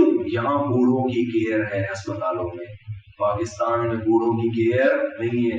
یہ غیر مسلم ہو کے بوڑھوں کے لیے اتنے اچھے، اور ہمارے ہاں اسلام ہے جو بوڑھوں کے حقوق سکھاتا ہے، مگر پھر بھی وہاں اس قابل نہیں ہے کہ کسی بوڑھے کو نرسوں کے حوالے کر دو آپ۔ تو آپ مفتی صاحب کیسے کہتے ہو کہ پاکستانی اتنے اچھے اور کینیڈا والے اتنے گندے؟ سوال سمجھ میں آیا؟ میں نے کہا اچھا مجھے ایک بات بتاؤ، اگر آپ پاکستانی نہ ہوتے، کینیڈین ہوتے نا، اوریجنل سچی مچی کے، وہیں کے بالکل، ایک تو ہوتا ہے نا یہاں کا تھا وہاں کی نیشنلٹی، سچی مچی کے کینیڈین ہوتے تو آپ کبھی بھی اتنا تکلف نہ کرتے کہ اپنے باپ کے علاج کے لیے لاکھوں روپے خرچ کر کے اس کو اپنے پاس بلا رہے۔ یہ مسلمان ہو اس لیے اپنے باپ کی اتنی خدمت کر رہے۔ اور میں نے کہا جو نرس آپ کے بوڑھے ابا کی یہاں اتنی کیئر کر رہی ہے، اس سے پوچھو کبھی اپنے باپ کا بھی ایسا خیال کیا تو نہیں؟ آتی بات اس سے پوچھو اپنے ابا کا بھی کبھی پوچھا ہے؟ سب چیزیں کمرشل ہے، یہ تنخواہ ملتی ہے بھائی، قانون مضبوط ہے. وہ کہے گی میرے ابا کہاں چل رہے ہیں آج کل؟ Old house. کہاں ہے بھائی؟ Old house. مجھے نہیں پتا کس حالت میں. ہاں فادر ڈے میں جا کے مل لیتی ہوں، یہ یہیں سے بیان ریکارڈ کرا کے بھیج دیتی ہوں. اور میں نے کہا یہاں جو نرس آپ کے ابا کے ساتھ اچھا سلوک نہیں کر رہی، اس سے پوچھو کہ اپنے ابا کے ساتھ بھی ایسے ہی سلوک کر رہی ہو؟ کہ نہیں نہیں، یہ سب کچھ اپنے ابا کے لیے کر رہی ہوں، میں تو یہاں کما رہی ہوں اپنے باپ کے لیے. اخلاق کا دائرہ سب سے پہلے اپنے والدین سے شروع ہوتا ہے. کسٹمر سے اگر کوئی اچھے اخلاق سے بات کر رہا ہے نا تو اس پہ پیسے ملتے ہیں، ثواب بولو نا نہیں ملتا. دیکھو ایئر ہوسٹس کے اخلاق کتنے اچھے ہوتے ہیں. ایک ایئر ہوسٹس مجھے ملی، یعنی میں نے آپ کا ایئر ہوسٹس والا بیان پورا سنا ہے، بالکل صحیح بیان کیا. تو میں جا رہا تھا ایئرپورٹ پہ، ایئر ہوسٹس آئی کہ آپ مفتی طارق مسعود صاحب، میں نے آپ کا میرے بارے میں بیان سنا ہے. میں نے کہا آپ متفق نہیں ہے کہ 100% صحیح کہا. ایئر ہوسٹس کے اخلاق کتنے اچھے ہوتے ہیں. بٹن دباؤ فوراً آتی ہے کہ نہیں آتی؟ چائے منگوائے 3 دفعہ منگوانا. کبھی میں نے بہت سفر کیا جہازوں کا، آج تک میں نے ایئر ہوسٹس کے منہ سے گالی نہیں سنی، بد اخلاقی یوں نہیں پاؤں کبھی چڑھتی کیا ہے ایسے ہوتا ہے نا، بار بار پانی منگوا رہے ہو. کبھی بھی ایسا بولو. اب کوئی کہ ایئر ہوسٹس کے اخلاق دیکھو، نبی نے فرمایا نا قیامت کے دن میرے سب سے قریب وہ ہوگا جس کے اخلاق سب سے اچھے. تو اس کا مطلب سب سے پہلے تو جنت میں کون جائے گا؟ ساری ایئر ہوسٹس سے جنت میں سب سے اچھے اخلاق تو ان کے ہوتے ہیں. جیسے ہی بٹن دباؤ فوراً آتی ہے. لیکن یہی ایئر ہوسٹس جب کسی کی بیوی ہوتی ہے، کسی کی بیٹی ہوتی ہے، بٹن پہ پاؤں رکھ کے کھڑے ہو جاؤ، پولیس آ جائے گی. ایئر ہوسٹس پولیس آ جائے گی، بھائی کیا ہو گیا؟ 1 گھنٹے سے آرام دے رکھا ہے، آپ کے گھر میں کوئی مسئلہ ہو گیا ہے. تو کہیں گے یار وہاں تو میں نے یہ دبایا تھا فوراً آ گئی تھی، ادھر پاؤں رکھ کے کھڑا ہو گیا. پھر 1 دفعہ بلاؤ، 2 دفعہ 3 دفعہ پاؤں چھٹکے گی کہ آپ کو چائے کے علاوہ کوئی اور کام نہیں ہے. تو گورے کے اخلاق، غیر مسلم کے اخلاق اور مسلم کے اخلاق کا فرق سمجھ میں آ رہا ہے آپ کے؟ میں نہیں کہہ رہا کہ ہمارے یہاں کوئی برائی نہیں ہے، ماشاءاللہ کرپشن کے حساب سے اللہ نے بڑا نوازا ہے ہم لوگوں کو، اور اس کی بھی کچھ وجوہات ہیں، وہ میں بھی بتاتا ہوں. ہمارے یہاں عمرہ سب سے زیادہ لوگ کرتے ہیں، لیکن اللہ کا شکر ہے بہنوں کی تقریباً سب نے وراثت کھائی ہوئی ہوتی ہے. اسی وراثت سے کہاں جا رہے ہوتے ہیں؟ عمرہ کرنے. مالک مکان کے 6 مہینے کے کرائے ہڑپ کیے ہوئے ہوتے ہیں، اور الحمدللہ عمرے کے پیکج میں وہ کرائے. یہ تو حقیقت پر مبنی ہے نا. آپ کسی سے کوئی نمازی کو پیسے دے کے تو دیکھیں آپ نکلوا، اس کی وجہ مذہب نہیں ہے، اس کی وجہ لا قانونیت ہے. میرا آسٹریلیا میں بیان تھا، میں نے ان لوگوں سے کہا کہ آپ اس مضبوط سسٹم کو، قانون کی گرفت ہے نا بہت شدید، 1 ہفتے کے لیے اپنے حکمرانوں سمیت ہمیں دے دیں. ہم آپ سے 10 گنا اچھے نہ ہو کے بتائیں تو ہمارا نام بدل دینا. یہ ہمارے اندر پہلے سے اچھائی ہے، قانون نہیں ہے. اور ہمارے والے 1 ہفتے کے لیے ادھار لے لو آپ. اور یہ جو لاقانونیت انہوں نے یہاں رکھی ہوئی ہے، یہ آپ کے ہاں ہو جائے. یہ ہم سے 10 گنا برے نہ ہو تو ہمارا نام بدل دینا. جتنی تھینک یو فری میں بھی لگا رہے ہیں، فری میں بھی تھینک یو لگانے کے لیے تیار نہیں ہوں گے. تھپڑ سے بات شروع کریں گے، دھماکے سے بات ختم کریں گے. وہ وہاں تو ڈپریشن کا مرض بہت زیادہ ہے. وہاں تو نہ بیوی کے حقوق نہ بچوں کچھ بھی نہیں ہوگا. یہ تو لا نے جکڑا ہوا ہے ان کو. میں آسٹریلیا میں تھا، لاک ڈاؤن میں ٹیشو پیپر شارٹ ہو گیا. جو لوٹ مار مچی ہے، آپ کی سوچ ہوگی ایسا تو روٹی میری شادی میں بارات میں جو کھانے پہ لوٹتے تھے نا، اتنا وہاں نہیں لوٹتے تھے. بھوکے ہوتے ہیں جو ٹیشو پیپر جس طرح لڑائیاں ہوئی ہیں. تو ہمیں آزمائش حکمرانوں نے تباہ کیا ہے. خیر میں یہ کر رہا تھا، جلدی سے بات کو سمیٹتا ہوں. دیکھو بھائی، اگر ہم آٹومیٹیکلی خود بخود اتفاقی دھماکے اور اتفاقی حادثے کے نتیجے میں پیدا ہوئے ہیں تو پھر ہمیں کسی تکلف کی ضرورت. آپ اپنی من مانی زندگی گزاریں، لائف کو انجوائے کریں. ایک دوست گرل فرینڈ آپ کی ہے تو 10 اور رکھ لیں، اس کو بھی الو بنائیں، اس کو بھی الو بنائیں. کیونکہ الو بنانے کا آخرت میں کوئی گناہ تو ملنے والا ہے نہیں. قبر میں کوئی سوال نہیں ہوگا، کچھ بھی نہیں. خبر ہی نہیں ہے، مر گئے، مٹی ختم، کچرا بن گئے، تو کیا اچھا کیا برا، او بھائی انجوائے کرو، صحیح ہے نا. یہاں تو دنیا میں کسی کو سزا ملتی نہیں، بعض دفعہ بے گناہ لٹک جاتا ہے اور گناہگار بری ہو جاتا ہے. یہاں تو الٹا نظام چل رہا ہے. لیکن اگر میرے بھائی کسی نے بنایا ہے معذرت کے ساتھ، اور یقیناً بنایا ہے، گلاس کے 4 ٹکڑے خود بخود نہیں جوڑ سکتے، انسان کیسے وجود میں آ سکتا ہے.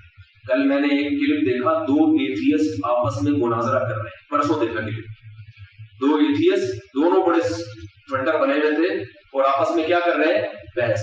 ایک کہہ رہا ہے کہ خدا نہیں ہے، دوسرا کہہ رہا ہے خدا ہے. دوسرا کیا کہہ رہا ہے؟ خدا ہے. بنایا ہے کسی نے. لیکن میں مذہب کو نہیں مانتا یہ مسلمانوں کا اللہ اور ہندوؤں کا بھگوان اور فلانے میں یہ ان کے بنائے ہوئے خدا ہے. یہ معاذ اللہ محمد صلی اللہ علیہ وسلم کے دنیا سے جاتے ہی دنیا سے معاذ اللہ نقل کفر یہ چلا گیا تھا. ہم اس خدا کو نہیں مانتے جو لوگوں کی نماز نہ پڑھنے پر جہنم کی آگ میں پھینک رہا ہے، جو یہ کہہ رہا ہے کہ میری عبادت نہیں کرو گے تو سزا دوں گا، قبر کا عذاب دوں گا. اس خدا کو کیا ضرورت ان چھوٹی چھوٹی باتوں پہ آگ میں ڈالنے کی؟ وہ ان باتوں پہ اپنی عبادت کروا کے اور توحید پر لا کر ان چیزوں سے وہ خوش نہیں ہوتا. وہ اتنا بڑی ذات ہے کہ وہ ان چھوٹی موٹی چیزوں پہ اس کو ٹینشن نہیں ہوتی. سمجھ میں تھک تو نہیں گئے آپ لوگ؟ بات سمجھ میں آ رہی ہے؟ وہ ہم مانتے ہیں کسی خدا نے بنایا ہے، لیکن وہ خدا جنت جہنم اور یہ جناب تم اللہ کے طواف نہیں کرو گے، بیت اللہ کا حج نہیں کرو گے اور جانور نہیں بقرعید کے دن کاٹو گے تو میں ناراض ہو جاؤں گا. جو بقرعید کی جس میں قربانی کی طاقت اور جانور ذبح نہ کرے، نبی نے فرمایا وہ عیدگاہ میں بھی نہ آئے. اتنی شدید وعید ہے، قربانی کی طاقت تو پھر بھی نہ کرے. تو وہ جانوروں کو کٹتے ہوئے دیکھ کے خوش ہو رہا ہے کہ میری خاطر جانور کٹ رہے ہیں. اس کا دل اتنا چھوٹا نہیں کہ بات پہ جہنم کیا، نماز نہ پڑھنے پر جہنم. وہ بڑا دل ہے وہ وغیرہ وغیرہ. اس نے کہا میں خدا کو مانتا ہوں مگر یہ والے خدا کو نہیں مانتا، یہ تو مذہبی لوگوں کا بنایا ہوا خدا ہے. میں نے کہا چلو آدھا مسلمان ہو گیا، آدھا رہ گیا. خدا کو مان رہا مگر کہہ رہا یہ والا خدا نہیں. تو مجھے ایک بات بتاؤ، ایک ایسا خدا جو نہ بولتا ہے، نہ یہ بتاتا ہے کہ میں نے کیوں بنایا، نہ یہ بتاتا ہے کہ میں کن چیزوں سے خوش ہوتا ہوں، نہ یہ بتاتا ہے کہ میں کن چیزوں سے ناراض ہوتا ہوں، نہ یہ بتاتا ہے کہ میں نے بنایا کیوں. آپ سے ہم پوچھ رہے ہیں یہ گلاس کیوں جوڑا، میں چپ بیٹھا ہوا بول ہی نہیں رہا. پوچھ آئے گا کہ نہیں آئے گا؟ بھائی تو کیا ہے بول تو صحیح. بنا دیا انسان کو اپنی قدرت کا شاہکار، مگر نہ یہ بتا رہے کہ میں نے کیوں پیدا کیا، نہ یہ بتا رہے کہ میں کن چیزوں سے خوش ہوتا ہوں، نہ یہ بتا رہے کہ میں کن چیزوں سے ناراض ہوتا ہوں، نہ یہ بتا رہے کہ اگر میں خوش ہوں تو صلے میں کیا دیتا ہوں، نہ یہ بتا رہے کہ اگر میں ناراض ہوں تو سزا کیا دوں گا. بس وہ چپ بیٹھا ہوا ہے اور خدا نخواستہ مسلمانوں کا جھوٹا موٹا خدا نخواستہ نقل کفر نباشت جس کو اللہ کہتے ہیں، وہ پیغمبروں کو بھیج رہے ہیں 1,24,000 پیغمبروں کو. جھوٹا خدا معاذ اللہ جس کو یہ جھوٹا کہتے ہیں، وہ قرآن نازل کر رہا ہے. پھر اس قرآن کو پوری دنیا میں اس نے محفوظ کر کے پھیلا دیا اور کروڑوں لوگ اس قرآن کی تلاوت کر رہے ہیں. اس نے اپنا گھر بنایا، لاکھوں لوگ اس کا طواف کر رہے ہیں. یہ جھوٹی موٹی کا خدا تو بولے جا رہا ہے اور پھر پیغمبر کے وارثین کو بھیج کے اپنی صفات بیان کروا رہا ہے. سچی مچی کا خدا چپ چاپ بیٹھا ہوا ہے. تو بھائی اگر یہ ہے بھی تو تمہارا جو سچی مچی کا ہے یہ ہمارے کسی کام کا موٹو نہیں ہے. اس کو بولے چپ کر کے بیٹھا رہے بس آرام سے. اور ایسے گونگے بہرے خدا کا دفاع کرنے والے بھی گونگے اور بہرے ہی ہو تو زیادہ اچھا ہے. اتنی بڑی قدرت کا شاہکار انسان کو بنایا، کائنات کو بنایا اور بتا نہیں رہا ہے کہ میں نے کیوں بنایا. چپ بیٹھا ہوا ہے. آپ نے فرنیچر کی دکان کھولی، خوب فرنیچر رکھے، اس میں بیڈ، الماری، ساری چیزیں آپ نے بڑی تمیز سے سیٹ کی. لوگ آپ سے پوچھ رہے ہیں آپ نے یہ کیوں کیا؟ کیا ویسے ہی اپنا گھر ڈیکوریٹ کر رہے تھے یا فرنیچر بیچنے کا ارادہ ہے آپ کا؟ آپ بیٹھے ہوئے ہیں منہ میں ٹیپ لگا کے. آپ بولیں گے یار آپ سے بڑا پاگل دنیا میں کوئی نہیں. تو یہ جو کہتے ہیں نا خدا کو تو مانتے ہیں مگر اللہ کو نہیں مانتے، مسلمانوں کے خدا کو نہیں مانتے، اس کا مطلب یہ ایسے خدا کو مانتے ہیں جس سے زیادہ عقلمند تو ہم لوگ ہیں. یہ بہت پاگل ہے. پتہ نہیں کیا کیا ہو رہا ہے. یہ جب سے کائنات بنی ہے بول کے ہی نہیں دے رہا. ہم اس زندہ خدا کو مانتے ہیں جن کو مسلمان کہتے ہیں.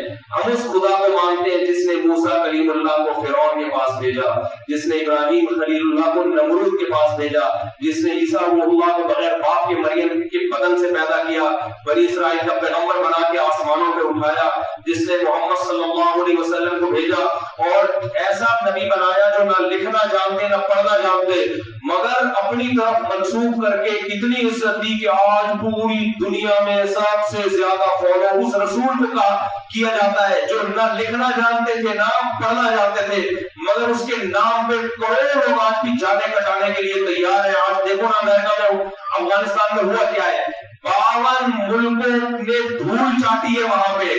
کیوں؟ جو ان سے لڑنے والے لوگ تھے وہ کس کے حکم پہ لڑ رہے تھے؟ خدا کے حکم پہ لڑ رہے تھے. 52 ملکوں کو دھول چٹا کے باہر پھینکا ہے انہوں نے. ہم ایسے خدا کو مانتے ہیں جو جس نے محمد صلی اللہ علیہ وسلم کو بھیجا, جس نے قرآن نازل کیا. ہم جب اس سے پوچھتے ہیں کہ اے خدا تو نے ہمیں کیوں بنایا, وہ اس کا جواب دیتا ہے ما خلقت الجن والانس الا لیعبدون, اپنی فرما برداری کے لیے بنایا, مجھے فالو کرو اس لیے بنایا ہے. اے خدا اچھا تجھے ہم کیسے فالو کریں, کن چیزوں سے تو خوش ہوتا ہے, کن چیزوں سے تو ناراض ہوتا ہے. وہ بتاتا ہے ولا تقربوا الزنا, زنا کے قریب مت بھٹکو, انه کان فاحشۃ وساء سبیلا, اپنی خواہش پوری کرنے کا بدترین راستہ ہے. آج تک انگریز کی سمجھ میں نہیں آیا کہ زنا اچھا عمل ہے یا برا عمل ہے. ہم نے کہا اللہ یونائٹڈ نیشن نے لا پاس کیا ہے آپس میں ہومو سیکس کے جواز کا کہ مرد مرد سے ریلیشن قائم کر سکتا ہے. کیا تیری طرف سے یہ لیگل ہے؟ اللہ کہتا ہے نا نا نا نا نا واللذان یاتیانہا منکم فاعذوہما, دو مرد یا دو عورتیں یہ کام کریں ان کو سزا دو. اور قرآن کہتا ہے لوط علیہ السلام کی قوم نے یہ کام کیا تھا, مجھے اتنا غضب آیا کہ میں نے قوم کو الٹا کر کے پٹک کے دے مارا. میں اس بے حیائی سے خوش نہیں ہوتا. اللہ دھوکہ دینے سے تو خوش ہوتا ہے. اللہ نے فرمایا نا نا نا میرے نیک بندے عباد الرحمن الذین یمشون علی الارض ہونا, مجھے خوش کرنا ہے زمین پہ اکڑ کے چلنا چھوڑ دو, زمین پہ تواضع انکساری کے ساتھ چلو. یمشون علی الارض ہونا واذا خاطبهم الجاهلون قالوا سلاما, جاہلوں سے لا حاصل بحث کر کے ٹائم ضائع مت کرو. والذین یبیتون لربهم سجدا وقیاما, رات کو وقت نکال کے میرے سامنے کھڑے ہو کر آنسو بہایا کرو, اس جہنم کی آگ سے پناہ مانگو اور اس سے وہ جنت طلب کرو رات کے آخری حصے میں. والذین اذا انفقوا لم يسرفوا ولم يقتروا وكان بين ذلك قواما, جو پیسہ اللہ نے تمہیں دیا ہے یہ اللہ کی نعمت ہے, نہ تو اتنا اڑاؤ کہ کل کسی سے بھیک مانگنی پڑے, نہ اتنا کنجوسی کرو کہ بیوی بچوں پہ بھی خرچ نہیں کر رہے, ماں باپ پہ بھی خرچ نہیں کر رہے, بنیادی حقوق بھی ادا نہیں کر رہے. والذین لا يقتلون النفس التي حرم الله الا بالحق, کسی نفس کو ناحق قتل مت کرو. ومن يفعل ذلك يلقى اثاما, جگہ جگہ ولا تقربوا مال اليتيم, یتیم کے مال کے قریب مت جاؤ. یوصیکم اللہ فی اولادکم, جب تم مرو گے انگریز کے پاس یہ آپشن ہے کہ وہ اپنی وراثت کتے کو لے کے چلا جائے, تمہارے پاس یہ آپشن نہیں ہے. یوصیکم اللہ, تمہاری وصیت کل عدم, تم جب مرو گے تمہاری وصیت میں 12.5% تمہاری بیوہ کو جائے گا اور باقی سارا تمہارے بیٹے اور بیٹیوں کو جائے گا. اس کو تم کل عدم نہیں کر سکتے. کتا وراثت کا حقدار نہیں ہے, وہ تمہاری خدمت کے لیے بنا ہے, تمہارے مال میں شرکت کا اہل نہیں ہے وہ. ہمیں تو A to Z ایک ایک چیز جو خدا بیان کر رہا ہے ہم اس سے پوچھتے ہیں اللہ تیری عبادت کیسے ہوگی, وہ کہتے ہیں ایک دفعہ اذان ہوگی حی علی الصلاۃ کی صدائیں گونجیں گی, تم نے وضو کر کے پاک صاف ہو کے لباس کو کپڑوں کو پاک کر کے میرے سامنے آنا ہے. اقیم الصلاۃ لدلوک الشمس الی غسق اللیل, جب بھی سورج ڈھلے گا اس کائنات میں کوئی بڑا تغیر ہوگا, صبح صادق کے بعد پھر ظہر کے بعد پھر عصر پھر مغرب پھر عشاء, ایک ایک ٹائم ڈیفائن کر دیا اس نے. پھر اس نے کہا کتب علیکم الصیام, پورے سال کھانے کی تمہیں اجازت ہے, لیکن رمضان کا ایک مہینہ ایسا ہے جس میں تمہیں میری خاطر کھانا پینا چھوڑنا پڑے گا, زندگی میں ایک دفعہ میرے گھر کا طواف کرنا پڑے گا, رشتہ داری کو آپس میں جوڑنا پڑے گا. ایک ایک چیز میں جو ہمیں خدا گائیڈ کر رہا ہے, ہم تمہارے پاس تو بھائی اس خدا کے علاوہ کوئی اور آپشن ہے نہیں. تم جس خدا کی بات کر رہے ہو وہ گونگا ہے, بہرا ہے, اپاہج ہے, دنیا میں اتنا کچھ ہوتا ہوا دیکھ رہا ہے, انسانیت تباہ ہو رہی ہے, مگر وہ لوگوں کو صحیح گائیڈ نہیں کر رہا. بہت مشکل ہے میرے کو امام صاحب پولیس بلوائے کرنا, بات سمجھ میں نہیں آئے گی. बहुत मुश्किल है। आप कह रहे हो समझ में तो आ रही है, आप कह रहे हो कौन सी ऐसी बात हो समझ में नहीं आ रही? अगर समझ में आ रही है भाई फिर तौबा क्यों नहीं कर लेते है भाई? फिर दाढ़ी क्यों नहीं रख लेते? अंग्रेज को यह हक हासिल है इधर से सर मुंडाए इधर से बाल रहने। जैसे देखो ना, रेसलर को देखा है आपने, ज़ेब्रा क्रॉसिंग होती है सर के ऊपर, ऐसा होता है कि नहीं होता? अंग्रेज इधर से, फिर कुछ भी कोई भी डिजाइन, खुद डिजाइन बन जाते हैं वो। खुदा ने हमें इसकी इजाजत, खुदा ने अपने पैगंबर के जरिए कहलवा दिया, बाल या तो पूरे सर के रखो या पूरे मुंडाओ। आधे मुंडाना आधे रखना, ये अल्लाह की बनाई हुई तख्लीक को तुम क्या कर रहे हो? बिगाड़ रहे हो। इजाजत। अंग्रेज क्या करते हैं, वो जिस्म दुधवा लेते हैं ना, यहाँ पता नहीं क्या क्या महबूबा का नाम लिखा हुआ है, बाद में सेटिंग चेंज हो गई, नाम नहीं उभर रहा, टेंशन में आ जाए।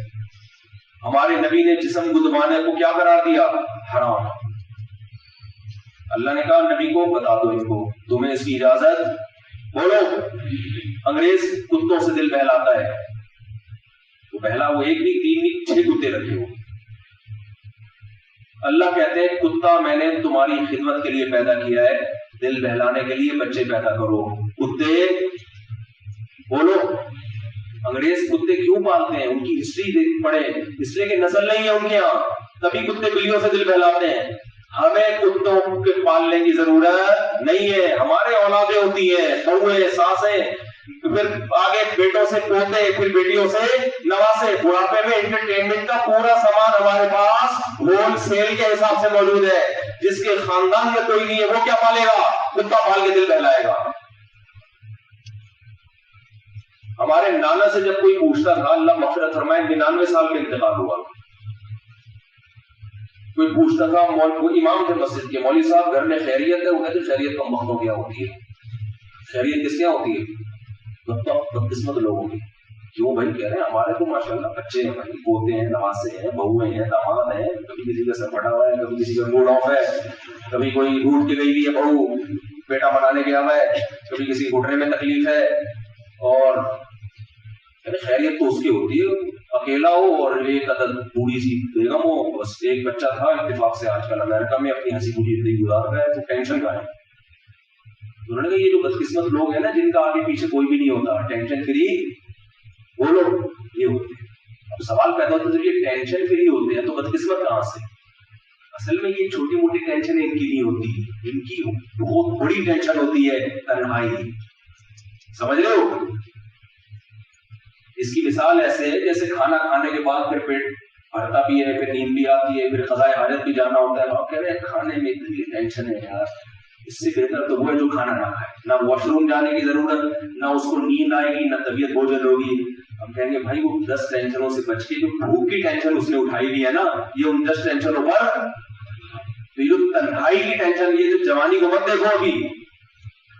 जापान कितना बड़ा कंट्री है, कामयाब तरीन मुल्क, बूढ़ों की जिंदगी देखो। हमारे यहाँ रेंटे कार की तरह उनके यहाँ रेंटे बंदा होता है। सर्च कर लो इंटरनेट पर, चाइना में रेंटे बंदा, नस्लें खत्म करती है ना। बाप चाहता है कि मेरी आमदन में मेरी औलाद शरीक ना हो, एक आध बच्चा बस हो जाए, वो भी सबूत के तौर पर कि भाई मेरे भी औलाद है। उसको हम पढ़ाएंगे लिखाएंगे, बहुत बड़ा आदमी बनाएंगे हम उसको, ज्यादा होंगे तो सारे बड़े नहीं बन सकेंगे। ये दिमाग से निकालो भाई, रिस्क अल्लाह देता है। बच्चा पैदा होता है, माँ की छातियों में दूध पैदा होने के बाद आता है, ये पहले से आता है, पैदा होने के बाद आता है ना। अल्लाह कहता है पैदा तो करो, फिर मैं इसकी जरूरतें पूरी करूंगा। आप पैदा होने से पहले तनख्वाह देख रहे हो, यार अभी मैं 10,000 कमाता हूँ, 20 बच्चे कैसे इसमें अफोर्ड कर सकता हूँ, 4 शादियां कैसे कर सकता हूँ, इत्तेफाक से आ गया, मेरा इरादा नहीं था, मैं इसमें कैसे कर सकता हूँ। भाई अल्लाह ने कहा है कि मैं तुम्हें भी दूंगा, इसको भी, तो जब होंगे तो देगा, पहले से थोड़ी अल्लाह ने वादा किया है। अब एक आदमी कह रहा है यार हम तो सुनते हैं कि बच्चा के दूध जो है ना, वो तो बच्चा दूध अपने साथ लेके आता है, जब बच्चा पैदा होगा तो मां की छातियों में दूध आएगा, सुना है हमने, तो हमें तो नजर नहीं आ रहा, लिहाजा छोड़ो बेगम, पता नहीं हो या ना हो। तो भाई पैदा करोगे फिर काम, फिर मां की छातियों में दूध आएगा। ये दोनों का आपस में क्या है? लिंक है। और جس خدا نے دودھ پیدا کیا ہے نا وہ یہ بتاتا ہے کہ میں اس بچے سے غافل نہیں ہوں. آپ یہ نہ سمجھنا کہ میں صرف دودھ ہی پیدا کر سکتا ہوں. دودھ تو ایک سائن علامت ہے. عقل مند علامتوں کو دیکھ کے نتیجے اخذ کرتا ہے, اور احمق اور بیوقوف اسی سائن بورڈ پہ کھڑا ہوتا ہے کہ بس یہی ہے, اس کے علاوہ کچھ بھی نہیں ہے. خدا نے دودھ اس لیے پیدا کیا. ابھی فی الحال اس کی ضرورت کیا ہے؟ دودھ ہے. جب اس کی ضرورت ایجوکیشن ہوگی تو ایجوکیشن کا خرچہ دوں گا. جب اس کی ضرورت پراٹھے ہوں گے تو پراٹھے کے پیسے دوں گا. میری ضرورت ہے پراٹھے, میں صبح پراٹھوں کے بغیر ناشتہ نہیں ہوتا. مجھے اللہ کا شکر ہے 2 پراٹھے الحمدللہ اپنے خرچے پہ کھاتا ہوں. مجھے اللہ دے دیتا ہے. اگر مجھ سے کوئی صبح کے پراٹھے چھین لے تو میں تو ہم سے مر جاؤں. حقیقت ہے ہم سے مر جاؤں. ناشتے کا مزہ ہی ختم ہو جائے گا سارا. تو آپ, اور اگر اللہ نے کسی کا رزق تنگ کیا ہے تو وہ ایک بچے کو بھی تنگ کر سکتا ہے. یبسط الرزق لمن یشاء ویقدر, جس کا رزق چاہتا ہوں بڑا. اس کا اولاد سے تعلق نہیں ہے. تو اللہ کہتا ہے میں دوں گا روزی. ہر چیز میں گوروں کی طرح کیلکولیشن کر رہے ہیں, ہر چیز میں یہودیوں کی طرح کیلکولیشن کر رہے ہیں. ایک چیز کیلکولیشن پہ چل رہی ہے. تو پھر بیٹھا ہو آرام سے. تو جاپان میں رینٹے بنتا ہے. جاپان میں باقاعدہ ویب سائٹس ہیں کہ جب بچے ہی نہیں ہوئے, ان کے ایک آدھ ہو گیا, وہ تو چھوڑ چھاڑ کے چلا گیا. اس نے کہا میں وہ, چونکہ جب انسان کو پالنا یہ معاشی تنزل کا ذریعہ ہے, تو انہوں نے کہا جہاں بچے پالنے سے پیسے کم ہوتے ہیں, ابا پالنے سے بھی پیسے کم ہوتے ہیں. ہمارے یہاں یہ کہ کھلانے سے بڑھتے ہیں.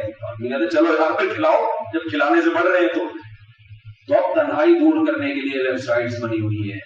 1 گھنٹے کے لیے بندہ آئے گا, جیسے اوبر آتی ہے ہمارے, ایپلیکیشن ڈالتے ہیں, بندہ آ جائے گا. اوبر قریب آ جاتی ہے, آپ بیٹھ جاؤ دے جانا ہے, پیسے دے لیں گے. تو یہاں 1 گھنٹے کے لیے بندہ آئے گا, وہ آپ کو ہنسائے گا, آپ سے باتیں کرے گا, آپ کی تنہائی دور کرے گا. جیسے ٹائم پورا ہوگا پتلی گلی سے پیسے لے کے نکل جائے. یہ ہے وہ جاپان کے سائنسدانوں کی کامیابی جس کے پیچھے ہم پڑھتے ہیں. میڈ ان جاپان جو چیز ہوگی آنکھ بند کر کے لے لی جاتی ہے, لیکن جو انسان میڈ ان جاپان ہے اس کی ٹینشن کا آپ اندازہ نہیں لگا سکتے. جو انسان جاپان میں رہتا ہے, جب وہ کوئی چیز بنا رہا ہے اس سے زیادہ پائیدار کوئی چیز نہیں ہے. لیکن جو خود جاپان میں پیدا ہو رہا ہے اس سے زیادہ غیر پائیدار کوئی چیز آپ کو نہیں ملے گی. کسی بھی وقت کھمبے سے لٹک سکتا ہے. سویڈن کے بعد دنیا میں خودکشی کا سب سے زیادہ ریشو جاپان میں ہے. بہت مشکل ہے بات, کیونکہ مقصد سے کیا ہو گئے, ہٹ گئے. گائیڈنس ہی نہیں ہے نا. جس خدا پر ایمان لانا چاہیے تھا, جو گائیڈ کر رہا ہے اس خدا کو مانتے نہیں ہے. تو اور کون سا خدا؟ کیا ہندوؤں کے بھگوان سے پوچھیں, ہندوؤں کا بھگوان اس طرح سے گائیڈ کرتا ہے جس طرح ہمارا اللہ ہمیں گائیڈ کر رہا ہے. ہمارے اللہ نے ہمیں کتاب دی, ایک چیز فطرت کے مطابق ہے. کتاب شروع کیسے ہوتی ہے؟ ذالک کتاب لا ریب فیہ, اس کتاب میں کوئی شک نہیں. ھدی للمتقین, جو پرہیزگار بننا چاہتے ہیں ان کے لیے اس میں کیا ہے؟ گائیڈنس ہے. انداز کیا خوبصورت ہے بھائی, اس کا عنوان بتا دیا. یہ کوئی سائنس کی کتاب نہیں ہے, یہ فزکس کیمسٹری کی کتاب نہیں. یہ تمہیں صحیح اور غلط میں تمیز سکھائے گی, صحیح کیا ہے اور غلط کیا ہے. ہندوؤں کے پاس گائیڈنس نہیں ہے. ہمارے دوست میرے ساتھ آ رہے تھے, دبئی رہ کر آئے ہیں نا, وہ ہندو بھی ساتھ تھا ان کے. تو انہوں نے اس کو تبلیغ کی, بھائی تو مسلمان آ جاؤ. اس نے کہا میں اپنے بھگوانوں کو مانتا ہوں, میرے بھگوان بالکل صحیح ہے. اچھا, ان کے پتہ نہیں 3 کروڑ بھگوانوں میں بندر کو بھی بھگوان مانتے ہیں. میں نے کہا بندر بھی بھگوان ہے؟ انہوں نے کہا بندر بھی بھگوان ہے ہمارا. انہوں نے اگلے دن وہ آیا, انہوں نے تیری شکل بالکل بندر جیسی ہے. وہ غصے ہو گیا, میں تمہاری کمپلین کرتا ہوں. انہوں نے کہا بھائی کمپلین کیوں کر رہے ہو, میں نے تو تمہیں بھگوان جیسا کہا ہے, تو خوش ہونا چاہیے. تمہیں میں نے کیا کہا ہے؟ بھگوان جیسا کہا ہے. تمہیں کیا ہونا چاہیے؟ خوش ہونا چاہیے. تو ایک دم اس کا ماتھا, ایک طرف بھگوان کو گالی بھی سمجھ رہے اور دوسری طرف اس بھگوان کو بھگوان بھی کہہ رہے ہیں. تو بھائی آپ کو اسلام کے علاوہ یہ چیز ملے گی مارکیٹ میں, یہ چیز ملے گی آپ کو. ایک ہندو تقریر کر رہا تھا یوٹیوب پہ, اس سے کسی نے پوچھا, وہ پنڈت ہوتے ہیں نا زیبرا کراسنگ نیلے پیلے کلر کر کے بیٹھے ہوئے ہوتے ہیں, ہمارے مولانا کتنے بیچارے سیدھے سادے جو برقع گھر میں پہن کے ہوئے. میں تو یہی شادی میں 3 دفعہ پہن کے کیا ہوں.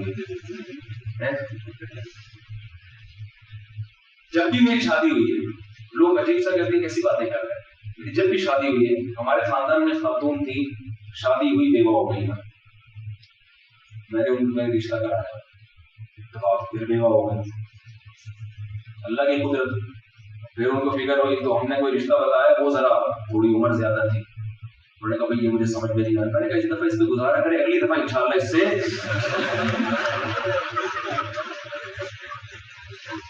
एकदम उनका लाल वीडियो, ये क्या कर रहा है?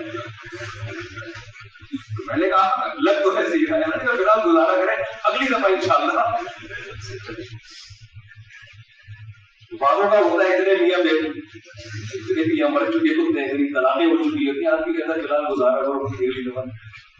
तो ये मजाक था, हकीकत से यही वाकया तो सच्चा ही है, लेकिन ये मैंने उनसे मजाक किया था। मतलब ये नहीं था कि आप बेवा कर रही हो, तो उनकी किस्मत थी, 2 बंदे मर गए, अभी अल्हम्दुलिल्लाह दोबारा उनकी शादी हो गई, तो अब अल्लाह खैर करे। तो क्या बात चल रही थी, जल्दी से बात को समेट के मैं बस खत्म कर। हाँ, तो वो जो भगवान पे वो जो पंडित जी, आजकल तो फेसबुक ने सारी दुनिया को कनेक्ट कर दिया है ना, यूट्यूब ने, वो सब स्पीचेस, मेरी स्पीचेस पंडित सुन रहे हैं, पंडितों की मैं सुन रहा हूँ, पादरी हमारी सुन रहे हैं, पादरियों की सुन रहे हैं, तो आपस में बड़ा कनेक्शन हो गया। तो हिंदू पंडित से किसी ने भगवान के बारे में सवाल, गाय के बारे में सवाल पूछा कि गाय हमारी माता क्यों है? ये भी एक दूध देने वाला जानवर है, तो बकरी भी दूध देती है, भैंस भी दूध देती है, ऊँटनी भी दूध देती है, बल्कि आप तो डब्बे ज्यादा दूध दे रहे हैं। क्या क्या ये उसने सवाल नहीं पूछा, अगर मैं होता तो ये भी इजाफा कर लेता, भाई जितनी मल्टीनेशनल कंपनी है सारी दूध दे रही है आजकल। तो वो मां नहीं है, गाय मां क्यों है? इलॉजिकल बातें, कोई किसी के पास कोई लॉजिक तो होती नहीं है। तभी कुरान कह रहा है लहू कुलूबुन ला यफ़क़हून बिहा, कुछ लोग हमने पैदा किए, दिल है, समझने की सलाहियत नहीं है। वलहुम अअयुनुन ला युबसिरून बिहा, आंखें हैं, हक देखने की सलाहियत नहीं है। वलहुम आज़ानुन ला यस्मऊन बिहा, कान है, हक सुनने की सलाहियत नहीं है। जब मैंने ये पूरा डिफाइन किया, पंडित जी ने सुना एक क्लिप मेरे खिलाफ, हिंदुओं ने बना दिया है। तो इससे पता चलता है कान है, सुनने की सलाहियत, देखना तो समझ में आ रहा था, ना देख रहे ना समझ रहे, सुनना भी समझ में आ रही है। भाई इन दलाइल का जवाब दो, जवाब नहीं देंगे उल्टा और मजाक उड़ाएंगे। तो मैंने फिर उनसे कहा, मैंने कहा भाई पंडित जी से मेरा सवाल पंडित साहब तक पहुंचा दे। उन्होंने कहा गाय जो है ना, ये इसलिए हमारी माँ है कि कोई जानवर ऐसा नहीं है जो दिन में भी ऑक्सीजन लेता हो और फेंकता हो, रात में भी ऑक्सीजन फेंकता। गाय दिन में भी ऑक्सीजन फेंकती है, और पता नहीं उन्होंने फेंकी है या हकीकत में गाय ऐसा कर रही है, वल्लाह आलम।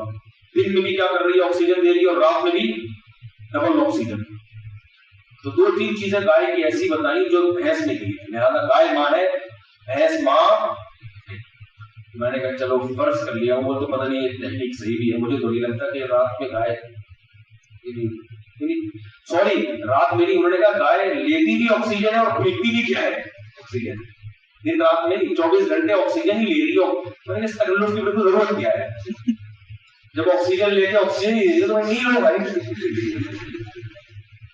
इस्तेमाल में ही नहीं आ रही जब वो ऑक्सीजन। हम तो लेके उसको खा पी के कार्बन डाइऑक्साइड बना के फेंक देते हैं, इस्तेमाल हम पूरी ऑक्सीजन करते हैं तमीज से, फेंकते कुछ और है। तो जब वही लेके वही लेनी है, तो फिर इस तकल्लुफ़ की बहुत तकल्लुफ़ भगवान है आपका। भगवान तो सादा होना चाहिए ना, इतने तकल्लुफ़ जब भगवान के हैं तो भगवान को मानने वाले तो उससे भी ज्यादा। लेकिन भगवान को मानने वालों का इतना भी तकल्लुफ़ नहीं कि प्रॉपर कुर्ता शलवार तो पहन लो। वो इतने सादा है कि वो लुंगी में बैठे हुए, और बाजों का मजहब है कि विदाउट कपड़े बैठना है।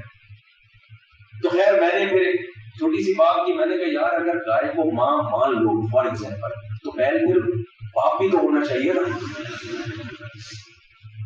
क्योंकि अगर गाय माँ है और दूध भी दे रही है, और दूध इसकी अलामत है बच्चा पैदा हुआ है, तो अगर वो बैल इस बच्चे का बाप नहीं है, इस बच्चे की माँ आपकी माँ, तो इस बच्चे का बाप आपका बाप, तो अगर आप बैल को बाप नहीं मानते तो ये गाय के कैरेक्टर पे आप उंगली उठा रहे हैं।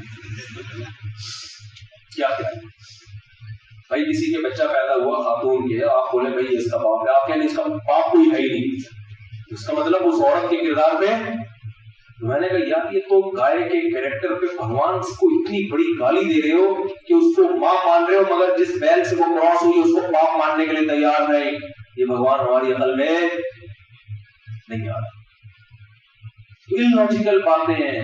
और यहूद और नसारा की अगर बात करते हो तो वो भी अल्लाह को मानते हैं, لیکن اللہ کا جو قانون تحریف سے پاک ہے، جو اس نے محمد صلی اللہ علیہ وسلم اپنے آخری پیغمبر پر نازل کیا، جو آخری سفیر بن کے آئے، ان کو نہیں مانتے، یہ اتنی بڑی مسٹیک ہے. کیونکہ اگر آپ محمد صلی اللہ علیہ وسلم کو درمیان سے نکال دیتے ہو تو آپ کے پاس خدائی تعلیمات محفوظ نہیں. آپ کسی یہودی سے وراثت کا مسئلہ پوچھو، مرنے کے بعد خدا کیا کہتا ہے وراثت میں کس کو کتنا حصہ ملے گا، یہودی کہتا ہے مجھے نہیں پتا، عیسائی کہتا ہے مجھے نہیں پتا. عبادت کیسے کرنی ہے کسی کو کچھ بھی نہیں پتا. عیسائیت صرف اتوار کو چرچ جانا اور 25 دسمبر کو کرسمس منانا، اور وہ بھی اس طریقے سے منانا ہے کہ کبھی بھی عقل نہیں مانتی کہ خدا نے اس طریقے سے منانے کا حکم دیا ہوگا. اچھا ہی کچھ نہیں ہے تو کیسے اس کو فالو کرے بھائی؟ تو ریس ہے کہ ایک اللہ رہ جاتا ہے کہ اس کے علاوہ کوئی معبود نہیں ہے.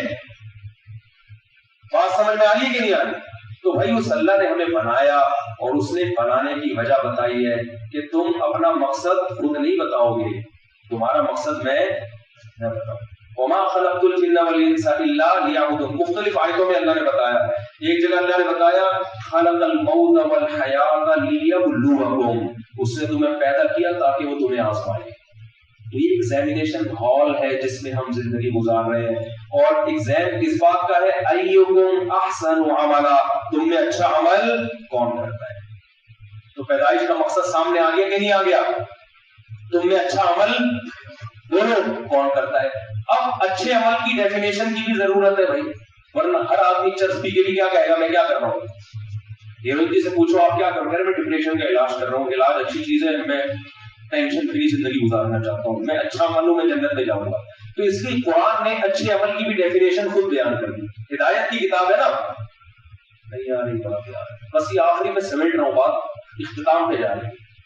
اللہ نے اچھے عمل کو اگر ڈیفائن خود سے نہ کیا ہوتا تو بھی ہمیں پیدائش کا مقصد تو سمجھ میں آتا، مگر ٹریک ہمارے سامنے نہ ہوتا کہ کس راستے پہ چل کے اس مقصد تک پہنچ سکتے ہیں. آپ کو پتا ہے پشاور جانا ہے لیکن راستہ کون سا ہے یہ کوئی بتانے والا نہیں ہے، تو پہنچ جاؤ گے؟ ناممکن ہے نا. تو اس نے بتایا اچھا عمل کسے کہتے ہیں. بس یہ آیت پڑھ کے میں بیان ختم کرتا ہوں. اچھے عمل کے لیے اس نے 4 باتیں بتائی. اگر وہ کہتا ہے اچھا عمل اسے کہتے ہیں کہ سب کچھ چھوڑ چھاڑ کے جنگلوں میں نکل کے اللہ کا نام، نہ شادی بیاہ کی ضرورت، نہ پڑھنے کی ضرورت، نہ ڈاکٹر بننے کی، نہ انجینئر بننے کی، نہ سائنسدان بننے کی، نہ پروفیسر بننے کی، یہ سب گندے عمل ہیں. ایک مثال دے رہا ہوں. جیسے ہندو پنڈت کہتے ہیں بھائی خدا کو بھگوان کو خوش کرنا ہے تو جتنا دنیا سے کنارہ کشی اختیار کرو اتنا وہ خوش ہو، چھوڑ دو سب کچھ. خدا نے اچھے عمل کی یہ ڈیفینیشن بیان بولو. خدا نے کیا بیان کی؟ ومن اراد الآخرہ، 4 شرطیں بیان کی اللہ نے. اللہ نے کہا یہ 4 باتیں جس میں ہوں گی اس کو میں کیا کہوں گا؟ اچھا. اور اس کے لیے کامیابی کیا ہے؟ جنت. سب سے پہلا کام اس نے بتایا من اراد الآخرہ. ہر کام میں ارادہ دنیا کا نہیں کرے گا، ارادہ کس کا کرے گا؟ آخرت. کوئی بھی کام کر رہے ہو، آپ نماز پڑھ رہے ہو، آپ کسی مریض کا علاج کر رہے ہو، آپ ڈاکٹر بن رہے ہو، آپ انجینئر بن رہے ہو، آپ سائنٹسٹ بن رہے ہو، نیت کیا ہونی چاہیے؟ بولو آخرت. اس کی ایک مثال دیتا ہوں زبردست. نبی صلی اللہ علیہ وسلم نے شخص کو دیکھا درخت لگا رہے ہیں. آپ نے فرمایا کہ تمہاری عمر دیکھو اور درخت کی پھل دیکھو، بہت لمبی زندگی، اتنی لمبی لمبی امیدیں لگا رہے ہو تم دنیا سے، پتہ نہیں یہ پھل جب دے تم زندہ رہو گے کہ نہیں رہو گے. اس سے کیا پتہ چل رہا ہے؟ آپ درخت لگانے کی حوصلہ شکنی کر رہے ہیں. یہی لگ رہا ہے کہ نہیں لگ رہا؟ بھائی درخت لگا رہے ہیں اچھا بنا، بجائے ان کو موٹیویشن کی آپ صلی اللہ علیہ وسلم فرما رہے ہیں کہ تم کیا پتہ نہیں تیرے دن کل کی خبر نہیں ہے کہ زندہ رہو گے اور 5 سال بعد یہ جوان ہو کے پھل دے گا. اس اتنی لمبی لمبی سوچ رہے ہو اور موت کا کوئی پتہ نہیں ہے. تو اس حدیث سے کیا پتہ چل رہا ہے کہ گویا درخت لگانا اسلام میں پسندیدہ کام، بولنے پر گورنمنٹ نے پابندی نہیں لگائی ہے، پسندیدہ کام نہیں، بظاہر یہ لگ رہا ہے. لیکن بخاری مسلم کی متفق علیہ صحیح حدیث ہے. آپ صلی اللہ علیہ وسلم نے فرمایا جس نے درخت لگایا جب تک اس درخت سے پرندے بھی فائدہ اٹھائیں گے نا، انسان تو دور کی بات، اس کے مرنے کے بعد بھی اس کو فائدہ پہنچے گا، صدقے کا ثواب ملے گا اس کو قبر میں. یہاں تک کہ انسان کیا پرندہ بھی آ کے کوئی کوا بھی گھونسلہ بنائے گا. کوئی انسان تو بہت بڑی چیز ہے نا, جو چرند پرند اس سے کھائیں گے نا اس کو ثواب اس کا قبر میں ملے گا. اس میں درخت لگانے کی جو موٹیویشن مل رہی ہے, خدا کی قسم ایسی موٹیویشن یونائٹڈ نیشن کا جو ادارہ ہے نا جو درختوں سے متعلق ہے وہ بھی ایسا موٹیویٹ نہیں کرتا. بہت مشکل ہے. اس سے پتا چلتا ہے کہ بھائی آپ کو درخت لگانا ہے کس کے لیے؟ اللہ کو راضی کرنے کے لیے کہ انسانوں کی خدمت کرنا چاہتا ہوں. درخت لگانے سے آلودگی کم ہوگی, درخت لگانے سے ملک کو, قوم کو, انسانوں کو فائدہ ہوگا, جانوروں کو فائدہ ہوگا, ماحول اچھا ہوگا. یہ نیت اگر آپ نے کی تو یہ درخت بھی آپ کی بخشش کا ذریعہ بن سکتا ہے. اور ایک درخت لگانے پر یہ ثواب ہے تو زرعی یونیورسٹی میں زراعت کا علم حاصل کر کے قوم کی پیداوار میں 10-20 گنا اضافہ کرنے کا کس قدر ثواب ہوگا؟ بہت مشکل ہے. وہ پولیس کا کیس لگ رہا ہے سیدھا سیدھا. ایک صاحب نے مجھے پوچھا, ایک لڑکے نے مجھے کہا میں میڈیکل کالج میں پڑھتا ہوں, اسلام میں میڈیکل کالج پڑھنے پر کوئی قرآن کی آیت یا حدیث ہو تو بتاؤ کہ میں پڑھوں ورنہ میں چھوڑ دوں. میں نے کہا اسلام اصول بیان کرتا ہے, جزیات میں, جزیات کے ضمن میں بھی اصول ہی بیان کر رہا ہوں, مقصد اس کا اصول ہے. میں نے کہا ایسے تو بہت سارے کام ہیں. آپ کہو کہ میں اگر کہوں کہ قرآن کی فلاں میں لکھا ہے کہ جو میڈیکل کالج میں پڑھے گا اس کو یہ ثواب ملے گا, تو آپ پوچھو گے نہیں, میڈیکل کالج جو کراچی کا جو بحریہ کے نام سے ہے اس میں پڑھنے کی فضیلت ہے تو مل جائے گی آپ کو. کیا ہو گیا بھائی؟ ملے گی. یہ تو قیامت تک کے لیے آیا ہے نا. میں نے کہا قرآن کہہ رہا ہے من احیاہا فکأنما احیا الناس جمیعا. قرآن کہہ رہا ہے جس نے ایک انسان کی جان بچائی اللہ اس کو اتنا ثواب دے گا جیسے پوری انسانیت کو تباہ ہونے سے اس نے بچایا. میں نے کہا آپ کسی ایک انسان کی جان بچائے, آپ جس میڈیکل کالج جس ہاسپٹل میں ہے اس کا جو اونر ہے آپ کو ہو سکتا ہے بونس میں ڈبل تنخواہ دے دے, اس سے زیادہ کچھ بھی نہیں دے. قرآن کہہ رہا ہے یہ میرا اتنا محبوب ہے کہ ساری دنیا کے سارے پوری نسل بچا کے اس نے, کیونکہ اللہ کے یہاں انسانوں میں فرق نہیں ہے کہ یہ الگ ہے تو وہ الگ ہے. وسیم بھائی کو بچانے کا الگ ثواب ہے تو ستار بھائی کو بچانے کا الگ ثواب. اللہ کہہ رہے تھے وسیم کو بچایا ستار کو بھی اسے بچا لے, کوئی فرق نہیں ہے, انسانیت کو بچایا. تو میں نے کہا مجھے ایک بات بتاؤ, اللہ نے یہ نہیں کہ جس نے ڈوب دینے کو بچایا, جس نے چلتے, انسانی جان بچائی. جان جتنی ڈاکٹر لوگوں کی بچاتا ہے اتنا کوئی بھی نہیں بچاتا. فرق کیا ہے؟ ڈاکٹر اراد الاخرہ, اس علاج کے عمل میں نیت کیا کرے؟ آخرت کا ارادہ کرے. بس جیسے درخت لگانا برا عمل بھی تھا اور اچھا عمل بھی. وَيُطْعِمُونَ الطَّعَامَ عَلَىٰ حُبِّهِ. قرآن کیا کہتا ہے؟ ہمارے نیک بندے لوگوں کو کھانا کھلاتے ہیں اللہ کی محبت میں, تبھی وہ لوگوں کو کھلاتے ہوئے کہتے ہیں ہم تم سے اس کا بدلہ نہیں, شکریہ بھی نہیں چاہتے. شکریہ ادا کیا تو ثواب نہ کم ہو جائے. ہو سکتا ہے ڈاکٹر کو کھلانا کہ اس کا مطلب فیس لینے کی مجھے پابندی ہے, خالی کسی ڈاکٹر میں ثواب کے لیے, ایسا نہیں ہے. فیس لیں آپ لیکن علاج ایمانداری کے ساتھ کریں, اور نیت کیا ہو؟ آخرت. نیت صحیح کرنے سے یہ نہیں کہ آپ کو فیس حرام ہو جائے گی آپ پر. نیت صحیح کرنے کا فائدہ یہ ہوگا کہ چونکہ جب آپ اللہ کی رضا کے لیے کر رہے ہیں تو علاج میں آپ شریعت کے احکام کی رعایت کریں گے, غیر شرعی کام نہیں کریں گے.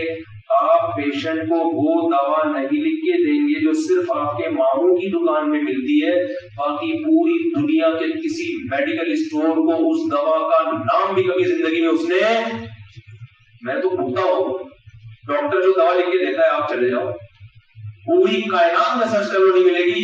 یہ والے میڈیکل میں ملے گی, یہ ان کے چچا ہے, یہ ان کے ماموں ہیں اس لیے ملے گی. اس میں آپ کو پیسے ملیں گے, ثواب بولو, کیونکہ اس میں آخرت کا ارادہ نہیں ہے. کیا ہوتا تو اللہ کے حکم کو فالو کرتے نا. آج گائنی کی ڈاکٹر کو دیکھو, آپریشن بنتا نہیں ہے مگر ٹائم بچانے کے لیے آپریشن کرتے, عورت کا بیڑا غرق ہو جاتا ہے بیچاری کا. تو بہت گائنی کی ڈاکٹر ہمیں خود بتاتی ہیں تو اسپتال والوں نے کہا ہوتا تو پیسے اتنے پورے کر کے دینے ہیں, اتنے ہو نہیں رہے تو آپ آپریشن کرو. اس لیے میں کہتا ہوں پریگنینسی میں اپنی بیگم کو ہاسپٹل لے کے جائیں، اس کو بولے بھائی پیسے آپریشن والے لے لیں ہم سے، ڈلیوری نارمل کرنا، تھوڑا خرچ کر لو لیکن اس کو ذبح ہونے سے بچاؤ۔ باہر ملکوں میں نہیں ہے، چائنا میں امریکہ میں اتنا آپریشن ریشو نہیں ہے، نارمل ڈلیوری ہوتی ہے۔ ہمارے یہاں پتہ نہیں کیا ہے عذاب آیا ہوا ہے۔ میں نے ڈاکٹر سے کہا یہ گائے کے بچے، بھینس کے بچے، بلی کے بچے سارے نارمل ہو رہے ہیں، انسانوں کے عذاب کیوں آیا ہوا ہے؟ کہتے ہیں ہم انسانوں کو گائے بھینس سے تعبیر کر رہے ہیں۔ میں نے کہا میڈیکل سائنس کی نظر میں انسان بھی ایک حیوان ہے، بھینس بھی کیا ہے؟ کہہ رہے آج کل خوراکیں چینج ہوگی۔ میں نے کہا بھینس کون سا دیسی گھاس کھا رہی ہے؟ وہ بھی یوریا ہی کھا رہی ہے۔ بلیاں کون سا دیسی مرغیاں کھا رہی ہے؟ وہ بھی یہی مرغیاں فالتو مرغیاں کھا رہی ہے۔ بلی کو چوہا کھلاؤ اس کے اثر نہیں ہوگا۔ یہ انسانوں پہ کیوں عذاب آیا ہے بھائی؟ تو یہ خدا کی طرف سے نہیں ہے، یہ کس کا پیدا کرتا عذاب ہے؟ ہاں کچھ کیسز ہوتے ہیں واقعی آپریشن ہو سکتا ہے اس میں، ہر دوسری عورت کے جس کے نارمل ڈلیوری ہو گئی اگلی دفعہ اس کے بھی آپریشن ہو رہا ہے۔ ہماری جو پہلے نانیاں دادیاں مائیں تھیں ان کے تو 6-6 8-8 بچے گھروں میں نارمل ہو گئے، ان کے ہسپتالوں میں جہاں ہر طرح کی کیئر ہو رہی ہے وہاں نارمل نہیں ہو رہے۔ ایک عذاب۔ تو یہ علاج ایسا ہے جس میں آخرت ڈاکٹر کے پیش نظر تو اسلام آپ کو کسی کام سے منع نہیں کر رہا، اسلام تو کہہ رہا ہے بڑھو۔ نبی نے فرمایا المؤمن القوی خیر من المؤمن الضعیف، پاورفل مومن کمزور سے اللہ کو زیادہ محبوب ہے۔ تو طاقت صرف جسمانی نہیں ہے، ٹیکنالوجی کی طاقت بھی ہے، نالج کی طاقت بھی ہے، ہر طرح سے آپ اپنے آپ کو مضبوط بناتے ہیں۔ تو چونکہ آپ میں کچھ کرنے کی صلاحیت بڑھ جاتی ہے اس لیے آپ اللہ کی نظر میں زیادہ پسندیدہ بن جاتے ہیں۔ تو پہلی شرط بیان کی من اراد الاخرہ، نیت کیا ہو؟ آخرت ہے۔ نمبر 2 وسعہ، کوشش بھی کرے، صرف ارادہ کر کے نہ بیٹھ جائے۔ کوئی بھی شعبہ اختیار کرے آگے بڑھنے کے لیے لیکن کرے، بیٹھ کے صرف پیڑے کھا رہا ہے اور نیتوں کا ثواب لے رہا ہے۔ ابو نے پوچھا بیٹا کچھ کر لے، کچھ کسی کام آ جا تو ہماری خدمت بڑھاپے میں ہمارا سہارا بن جانا، تو میری نیت تو بہت ہے۔ نیت تو میری یہ کہ 4 شادیاں کروں گا اور 24 بچے پیدا کروں گا اور پھر وہ 24 کے 24 مل کے پہلے آپ کے پاؤں دبائیں گے، اس کے بعد بڑھاپے میں میرے پاؤں دبائیں گے۔ اچھا بیٹا اس کے لیے تو نے 4 فری پاکٹ میں رکھے گا، یہ کچھ کھلائے گا بھی ان کو، بچوں کو پڑھانے کے پیسے ہیں تیری جیب میں، کچھ تعلیم بھی دے گا ان کو، یہ سب سے کنویں کھدوائے گا۔ ابا میری نیت تو یہ ہے کہ میں سب کو سائنسدان بناؤں گا۔ کیا بناؤں گا؟ کر کیا رہا ہے؟ تبلیغ والوں سے سنا ہے مسلمان کو نیت پہ جو ثواب ملتا ہے تھوڑا، لیکن تبلیغ والوں کا یہ مطلب نہیں ہوتا، لیکن ہر آدمی اپنا مطلب نکال رہا ہوتا ہے۔ نیت پہ بہت ثواب ملتا ہے۔ ابا جب اتنا میں نے بڑا سوچا ہوا ہے تو اگر تھوڑا بھی ملا تو وہ تھوڑا بھی کیا ہوگا؟ تو قرآن کہہ رہا ہے یہ کافی نہیں ہے، وسعہ، کوشش بھی آگے ہے۔ جلدی سے 2 شرطیں ہو گئی نا، 2 جلدی۔ وسعى لها سعيها، تیسری بات کوشش اپن طریقے سے نہیں ہوگی، مشتو غلط سے اپن، اپنے طریقے سے نہیں، جو کوشش اللہ اس کے رسول نے بتائی ہے وہ والی۔ آپ خود ڈیفائن نہیں کرو گے کہ یہ اچھا ہے یہ برا ہے، یہ تو یونائٹڈ نیشن بھی کر رہی ہے، گورا بھی کہہ رہا ہے بہت اچھے ہیں، گرل فرینڈ کے ساتھ وفا کرتے ہیں۔ قرآن کہہ رہا ہے گرل فرینڈ کا کوئی رشتہ اسلام میں نہیں ہے، اس سے جھوٹ بولنے کا ثواب ملے گا، سچ بولنے کا ثواب، اسے جو ٹائم دیا نا قائد اعظم کے مزار پہ اتنے بجے، اس پہ نہیں پہنچو گے ثواب زیادہ ملے گا۔ گورا اس کو دھوکہ کہتا ہے کہ یار ٹائم دیا نہیں پہنچے، بیوی کو ٹائم دیا نہیں پہنچے گناہ ملے گا۔ تو یہ آپ اپنی طرف سے نہیں ڈیفائن کر سکتے اچھا کیا ہے برا کیا ہے۔ ان کے ہاں تو کوئی زنا کی پیشکش کرے ٹھکرا دے تو دل دکھانے کا گناہ ملتا ہے ان کے ہاں، ہمارے یہاں نہیں ملتا، بہت مشکل ہے۔ بیوی کہہ رہی ہے ماں کو ستاؤ، ماں کے حقوق ادا نہ کرو، بیوی کو خوش کرنے کا ثواب ملے گا؟ بھائی ناراض ہو جائے اماں کے تھوڑی حکم چھوڑ سکتے ہیں۔ اسی طرح اماں کے کہنے پر بیوی کو ستا رہا ہے اور کہہ رہا ہے کہ میں اماں کے حقوق ادا کر رہا ہوں، نہ بھائی اللہ خود بتائے گا اچھا کیا ہے برا۔ آپ نے کہا میں انسانیت کی خدمت کروں گا، اور انسانیت کی خدمت میں آپ نے ڈانس کرنا شروع کر دیا، لوگ فلمیں بنانا شروع کر دی، یار انٹرٹینمنٹ کر رہا ہوں۔ جب حدیث میں آتا ہے درخت کی چھاؤں میں بیٹھ کے ایک انسان کو ثواب ملتا ہے درخت لگانے والے کو، تو وہ کتنا خوش ہوتا ہے نا، تو فلم دیکھ کے اس سے زیادہ خوش ہوتا ہے۔ درخت کی چھاؤں میں بیٹھ کے اتنا مزہ آتا ہے، یہ فلمیں دیکھنے میں زیادہ مزہ آتا ہے۔ آپ نے فلمیں بنانا شروع کر دی، نہ بھائی یہ وہ اچھا ہے جس کو اللہ اچھا اللہ نے جس کو الاؤڈ کیا ہو، اجازت دی ہو، خود بتایا کہ یہ اچھا ہے. دیکھو یہی باہر ملکوں میں جو ہے نا بہت سے ڈرگس ایسے ہیں جو اینٹی ڈپریشن کے نام سے کھائے جا رہے ہیں. بولے تو شراب کو برا نہیں کہتے، بولے تو ماں باپ کو اولڈ ہاؤس میں جمع کرانے کو برا نہیں کہتے، تو کہتے ہیں اچھا ہے نا بھائی، کوئی مسئلہ نہیں، کوئی ٹینشن نہیں ہے. وہ ماں باپ چاہ بھی رہے ہیں، ہم کہتے ہیں چاہ بھی رہے ہو تو بھی آپ کو ان کو دور کرنے کی اجازت نہیں ہے. بدعتوں کی اجازت نہیں. اذان سے پہلے آپ نے خام خام ایک درود شریف کا ایک لاحقہ لگا دیا، تو کس سے پوچھ کے لگایا ہے؟ آپ کہہ رہے ہو غلط جملہ تو نہیں لگایا، تو پھر لا الہ الا اللہ پہ جب اذان ختم ہوتی ہے تو آگے محمد رسول اللہ بھی لگا دو. کوئی غلط جملہ ہے معاذ اللہ؟ بھائی جیسے اذان مقبول ہے ویسے ہی فجر کی 2 فرض ہیں، 3 نہیں کر سکتے آپ. بات آ رہی ہے سمجھ میں؟ تو جیسے اسلام میں محرم کی کیا حقیقت ہے؟ بھائی محرم اللہ کا ایک محترم مہینہ ہے، اس میں روزے رکھنے کا دوسرے مہینوں کی نسبت ثواب زیادہ ہے. بس محرم کی فضیلت یہاں سے شروع ہوئی اور یہاں پہ اور کوئی عمل محرم کے ساتھ نہیں. مجھے 3 لوگوں نے کہا محرم کی فضائل پر بیان کریں بیان کریں بیان کریں، بہت حضرات کے میں کھڑا ہو گیا. میں نے چلو گیا، میں نے کہا حدیث میں آتا ہے کہ یہ محترم مہینہ ہے، 4 مہینوں میں سے ایک ہے جس میں جنگ و جدال عرب کے دور میں ناجائز تھی. بعد میں اسلام نے اجازت دے دی جنگ کرنے کی بھی، اگر ضرورت ہو خام میں ہم رکھ کے آ جائیں نہیں جائے. یہ ملکوں کی لڑائی ہوئی تھی، اجازت دے دی تو وہ بھی ختم. باقی یہ کہ احترام باقی ہے اس مہینے میں گناہ کرنے کا، گناہ دوسرے مہینوں سے زیادہ. تو 4 محترم مہینے ہیں نا، محرم بھی ہے، ذوالقعدہ بھی ہے، ذوالحجہ بھی ہے، رجب بھی ہے، پھر ان کے ساتھ رجب بھی ہے، صرف محرم نہیں، ذوالقعدہ بھی ہے، ذوالحجہ بھی ہے جس میں حج ہوتا ہے. اور ان میں جو رمضان ہے اس کو فضیلت سب سے زیادہ ہے. تو میں نے کہ اس لیے، اور حدیث میں آتا ہے اس میں روزوں کا ثواب بھی ہے تو روزے رکھ لو، اور 10 محرم کا روزہ اس کی بڑی فضیلت ہے. وما علینا الا البلاغ. یہ کیا ہو گیا بھائی؟ بس ختم. میں نے کہا اتنے مجھے حدیث قرآن و سنت میں ملتے ہیں، اس سے زیادہ بولو نا، اس سے پھر آگے مجمع گرم کرنے کی فضائل پبلک ہاں وہ کرتی رہے گی. باقی محرم میں شادی بیاہ بھی جائز ہے، نبی نے خود نکاح کیا محرم میں، سفر میں بھی جائز، ربیع الاول میں بھی جائز. اخبل اسلام نہیں چلے. اسلام نے کتنی عیدیں دی ہیں بھائی؟ ربیع، ہمیں عید الفطر اور عید الاضحیٰ، اور اس کی کوئی لاجک بھی ہے. رمضان ختم ہوتا ہے، بھوک پیاس کے بعد چھٹی مل گئی، ویسے خوشی ہوتی ہے انسان کو. عید الاضحیٰ میں ہم گوشت کھاتے ہیں، ایک یعنی ایک ہمارے پاس منانے کی چیز ہوتی ہے، روحانی فائدہ بھی ہے، ثواب ملا ہے بہت. بھائی جانور اور گوشت اتنی اللہ کی طرف سے ضیافت ہو رہی. باقی عیدوں میں تکلف کر کے آپ منائیں گے تو بنے گی، ورنہ کوئی لاجک نہیں بنتی. اب فار ایگزامپل 12 ربیع الاول کو نبی پیدا ہوئے تھے، فرض کر لو، وہ تو یہ تاریخ غلط بیان کی جاتی ہے، فرض کر لو، تو بھائی وہ آج تھوڑی پیدا ہوئے ہیں، وہ تو 1400 سال پہلے والا جو ربیع الاول تھا اس میں پیدا ہوئے تھے، آج تھوڑی ہو رہے ہیں، وہ تو گزر چکا ٹائم. اور پھر نبی نے کیوں نہیں منایا یہ دن؟ مجھ سے صاحب نے کہا قرآن و حدیث میں بتاؤ یہ منع ہے. میں نے کہا دیکھو، یہودیوں کے لیے ہفتے کا دن مقدس تھا اور چھوٹی عید کہلاتا تھا. یہودیوں کے بعد کون آیا؟ عیسائی.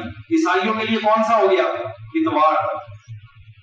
آج تک اس کو مقدس مانتے اور مناتے بھی ہیں. اور ہم اس کے بعد آئے، ہمارے لیے کون سا ہونا چاہیے تھا؟ پیر.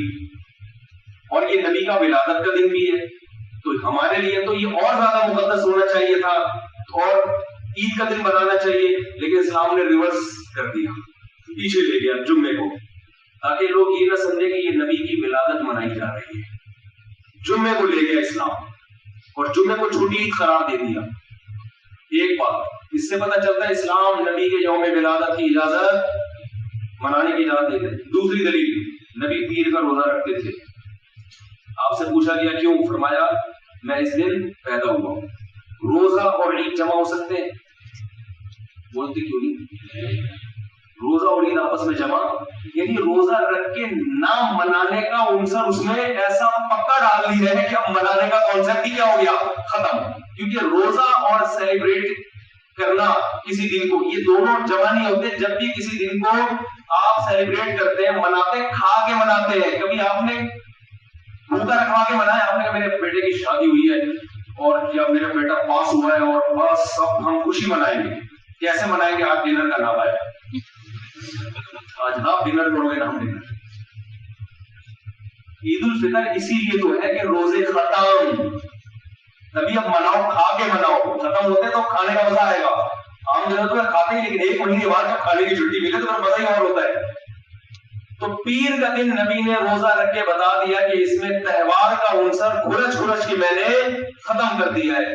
لیکن آج نبی کی محبت میں منایا جا رہا ہے، اور پتیاں اور پتہ نہیں کیا کچھ ہو رہا ہے، ڈھول ڈمک کے، اور وہ اسپیکر مسجدوں کے پہلے گھر قریب مہنگے ہوتے تھے، اب مسجدوں کی قریب گھر سستے ہو گئے. کیوں؟ کوئی بھی نہیں رہنا چاہتا. ان کو پتا ہے وہ گھوم لے کے ہمارے کان کے اندر گھسے رہیں گے لوگ. ایک دفعہ کسی مسجد میں شکایت آئی کہ ان کے اسپیکر اتنا تیز ہے، امام صاحب کی تقریر پورا محلہ سنتا ہے، کچھ لوگ پریشان ہوتے ہیں. میں نے امام صاحب سے میں نے بند کر دے مارا ہے اسپیکر. انہوں نے کہا حق بات میں ساری دنیا کو سنا رہا ہوں تو اس پہ کیا ہے. میں نے کہا شریعت نے آپ کو حق بات ان لوگوں کو سنانے کا مکلف بنایا ہے جو آپ کی بات سنتے ہیں. یہ آپ اس کو جو اچھا کر کے بیان کر رہے ہیں یہ آپ کی اپنی سوچ ہے. اسلام نے آپ کو اس کی اجازت نہیں دی. ڈنڈے کے زور پہ اپنی بات سنانے کی طاقت حکومت نے صرف پولیس کو، اللہ نے صرف پولیس کو دی ہے. پولیس کے علاوہ اللہ نے یہ پاور تو بولو کسی کو نہیں. پولیس تو گورنمنٹ کے حاکم کو اجازت ہے کہ کوئی وہ اگر ملک کے قوم کے مفاد میں کوئی چیز سمجھتا ہے تو لازمی سنائے آپ کو. آپ کچھ حاکم تھوڑی ہو، جتنے ہو بھائی اتنے رہو. نہیں جی اس سے بات نہیں پھیلے گی. میں نے کہا بھائی شریعت کی تبلیغ شریعت کے دائرے میں بولو رہ کے کر. تو مسجد کے امام کو تو خود تھائی لینڈ میں گیا ہوں، وہاں کی گورنمنٹ نے مسلمانوں پہ ہاتھ ہلکا رکھا ہوا ہے، اجازت دی ہوئی ہے کہ آپ اذان اسپیکر پہ کہہ سکتے. اس کا بعض مسلمانوں نے ایسا ناجائز فائدہ اٹھایا، پورے شہر میں جگہ جگہ اسپیکر لگاتے ہیں جہاں مسجد نہیں بھی ہے، جہاں غیر مسلم بھی ہیں. بھائی آپ آزادی کا ناجائز فائدہ اٹھا رہے ہو، پھر پابندیاں لگتی ہیں تو پھر کہتے ہیں کہ یہ ہو رہا ہے. تہجد میں آپ اٹھ رہے ہیں، پورے محلے کو اٹھا دیا آپ نے. شریعت میں اجازت ہے؟ بیوی کو بھی ضرورت نہیں، اس کا موڈ نہیں اٹھا ہے، پورا نماز پڑھو. اور آپ کہہ رہے ہو میں تربیت کر رہا ہوں، ٹریننگ کر رہا ہوں، میں بہت اچھا کام کر رہا ہوں، میں اس کو فلم دکھانے کے لیے تھوڑی اٹھا رہا ہوں، نماز پڑھانے کے لیے. ہم کہیں گے بھائی نبی جب تہجد کے لیے اٹھتے تھے اتنے آرام سے کہ کسی کی آنکھ بولو. اور اگر آپ اپنی ازواج کو اٹھاتے بھی تھے تو زبردستی تھوڑی تھی اس میں، زبردستی. اور اگر کر بھی لیتے تو وہ زبردستی کو برداشت، وہ برا نہیں مانتی وہ زبردستی پر. تو اگر آپ کی بیگم کی برا نہیں مانتی تو میں کہتا ہوں پولیس کے ذریعے اٹھاؤ اس کو. میں برا مان رہی ہے تو آپ کیسے زبردستی کر سکتے ہو؟ تو قرآن کیا کہہ رہا ہے؟ وسعی لہا سعیہا، کوشش وہ کرتی ہے جو اللہ رسول نے بتائی. اپن طریقے سے اسلام پہ چلنے کی آپ کو اجازت نہیں. اور آخری شرط وَهُوَ مُؤْمِنٌ، قرآن کہہ رہے ہیں تینوں شرطیں کر کے توحید پرست بھی ہو، اصطلاحی ایمان بھی ہو، اس میں مشرک کا عمل مقبول نہیں ہوگا. کیونکہ جو خدا کو مانتا ہی نہیں ہے تو بھائی اللہ کہے گا تو نے جس کے لیے یہ سب نیکیاں کی ہیں اسی سے جا کے اجر لے لے، میں تو اسی کو دوں گا جو مجھے مانتا. بات آ رہی ہے سمجھ میں؟ تو شرک اللہ کے ہاں نہیں چلے گا. ہم ایک خدا کو مانتے ہیں جس کو اللہ کہا جاتا ہے، اسی گاڈ کو ہم مانتے ہیں. اس کے معنی بغیر اللہ کہتا ہے پھر جس کو مانتے ہیں اسی سے جا کے لے لینا جائے، میرے پاس تمہارے لیے کچھ نہیں. یہ اللہ کا قانون ہے. لوگ کو اشکال ہوتے ہیں اللہ کی طرح سب قانون کیوں بنایا؟ کوئی ہم سے پوچھ کے بناتے ہیں. کافی مجھے کہنے لگے کہ اللہ نے لڑکی کو وراثت میں آدھا حصہ دیا ہے، لڑکے کو دگنا دیا، یہ تو معاذ اللہ ناانصافی نہیں. اس لڑکی کا کیا قصور ہے؟ لڑکی ہونے کی وجہ سے آدھا مل رہا ہے. میں نے اس کے دو جواب ہے. ایک تو یہ کہ اگر اللہ آپ سے مشورہ لے لیتا تو پھر آپ بتا دیتے اللہ ہمیں زیادہ پتا ہے، تجھے کم پتا ہے. میں نے کہا ویسے اصولی طور پر ایک فرض کرو، ایک آدمی مرا، ایک بیٹا اور ایک بیٹی. بیٹے کو ملے 2 لاکھ، بیٹی کو ملا 1 لاکھ. صحیح ہے. آگے بیٹی کی شادی ہوگی اور بیٹے کی بھی شادی ہوگی. مہر کس پر ہوگا؟ بیٹی پر ہوگا بیٹے پر ہوگا؟ بولو نا.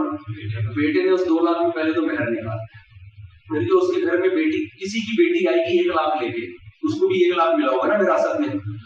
تو اس کو 1 لاکھ ملا ہو یا 1 کروڑ ملا ہو، شوہر کو اس سے پوچھنے کا حق نہیں. گیس بجلی کا بل کون دے گا؟ یہ 2 لاکھ والا دے گا. اس کے بچوں کا خرچہ کون اٹھائے گا؟ ماں پہ نہیں ہے خرچہ اسلام میں، اس پر ہے باپ پہ خرچہ ہے بچوں کا، ماں پہ نہیں ڈالنا چاہے کروڑ پتی ہو. میں نے کہا ان کی تعلیم، پھر بچی کا، پھر بیٹے کا، میں نے کہا اس کے 2 لاکھ کے بعد بھی یہ 10 لاکھ کسی سے ادھار لے رہا ہوگا، اور اس کے جو 1 لاکھ ملا ہے وہ اس کے پاس کیا ہے؟ محفوظ ہے۔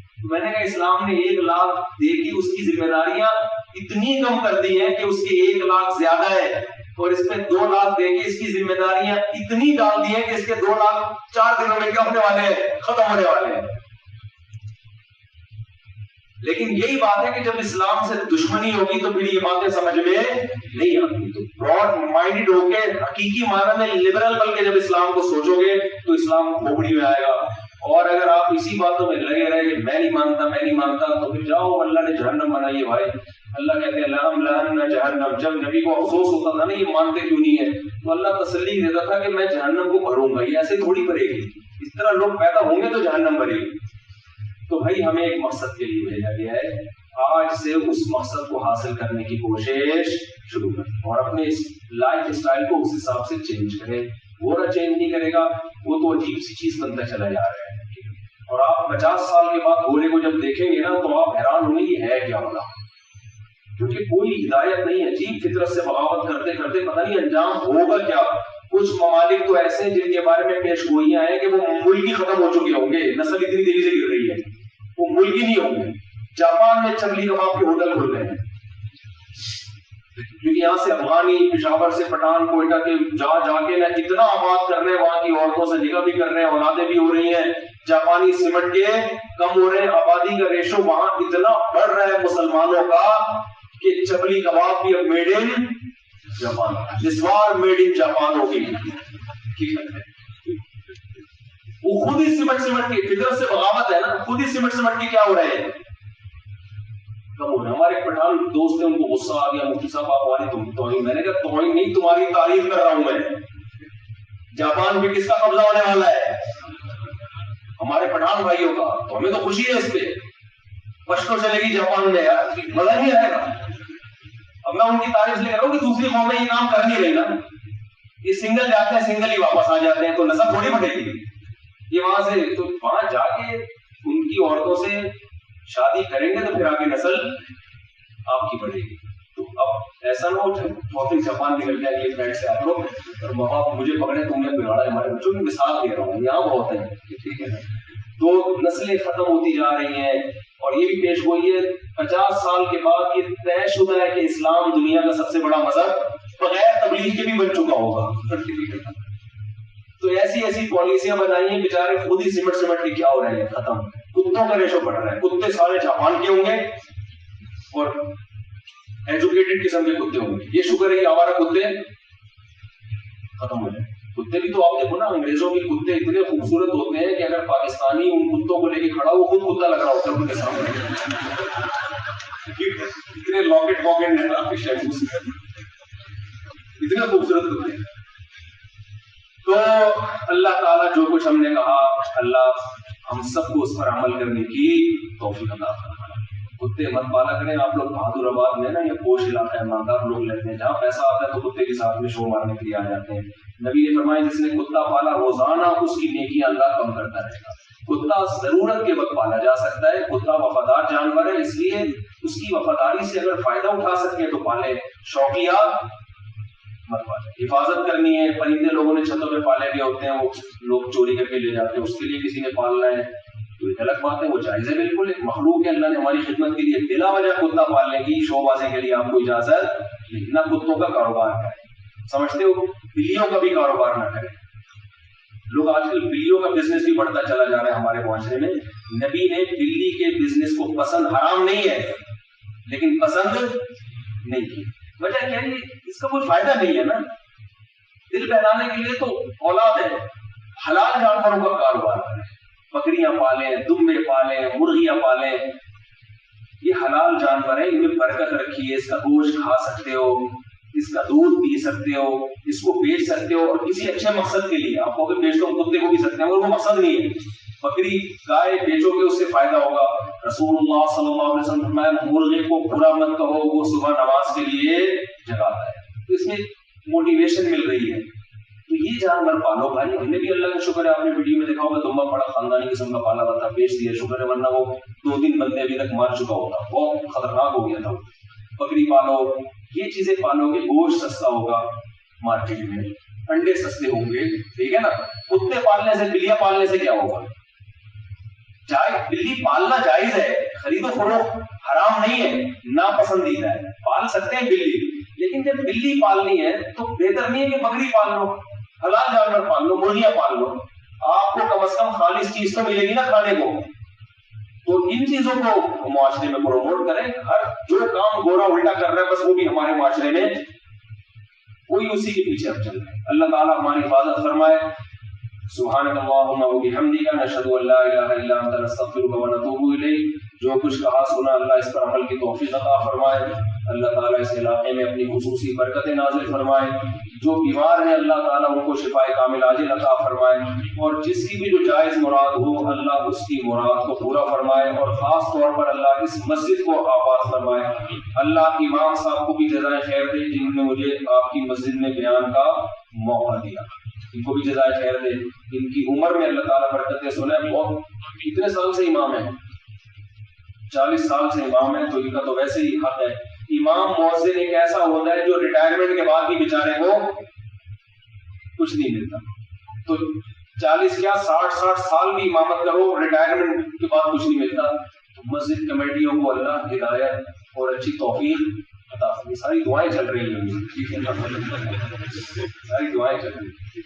اللہ تعالیٰ مسجد کمیٹیوں کو اماموں کی اچھی تنخواہیں دینے کی توفیق عطا فرمائے. سر تھوڑی تھوڑی تنخواہیں دے دے کے مار رہے ہوتے ہیں ترسا. جی 4 شادی کی بات بہت صحیح ہو گیا. تو اللہ تعالیٰ اگلے بیان میں 4 شادیوں کے بیان کی اور اللہ تعالیٰ سے دل سے دعا ہے اللہ تعالیٰ اس علاقے میں اپنی خیر اور برکتیں نازل فرمائے. جو بیمار ہے اللہ ان کو شفا عطا فرمائے. ہمارے ملک کو اللہ اندرونی اور بیرونی سازشوں سے بچائے. اللهم انا نسألك من خير ما سألك منه نبيك محمد صلى الله عليه وسلم ونعوذ بك من شر ما استعاذك منه نبيك محمد صلى الله عليه وسلم. انت المستعان وعليك البلاغ ولا حول ولا قوة الا بالله. صلى الله تعالى على خير خلقه محمد وعلى اله وصحبه اجمعين برحمتك يا ارحم الراحمين. مصافحہ بالکل بھی نہ فرمائیں، بالکل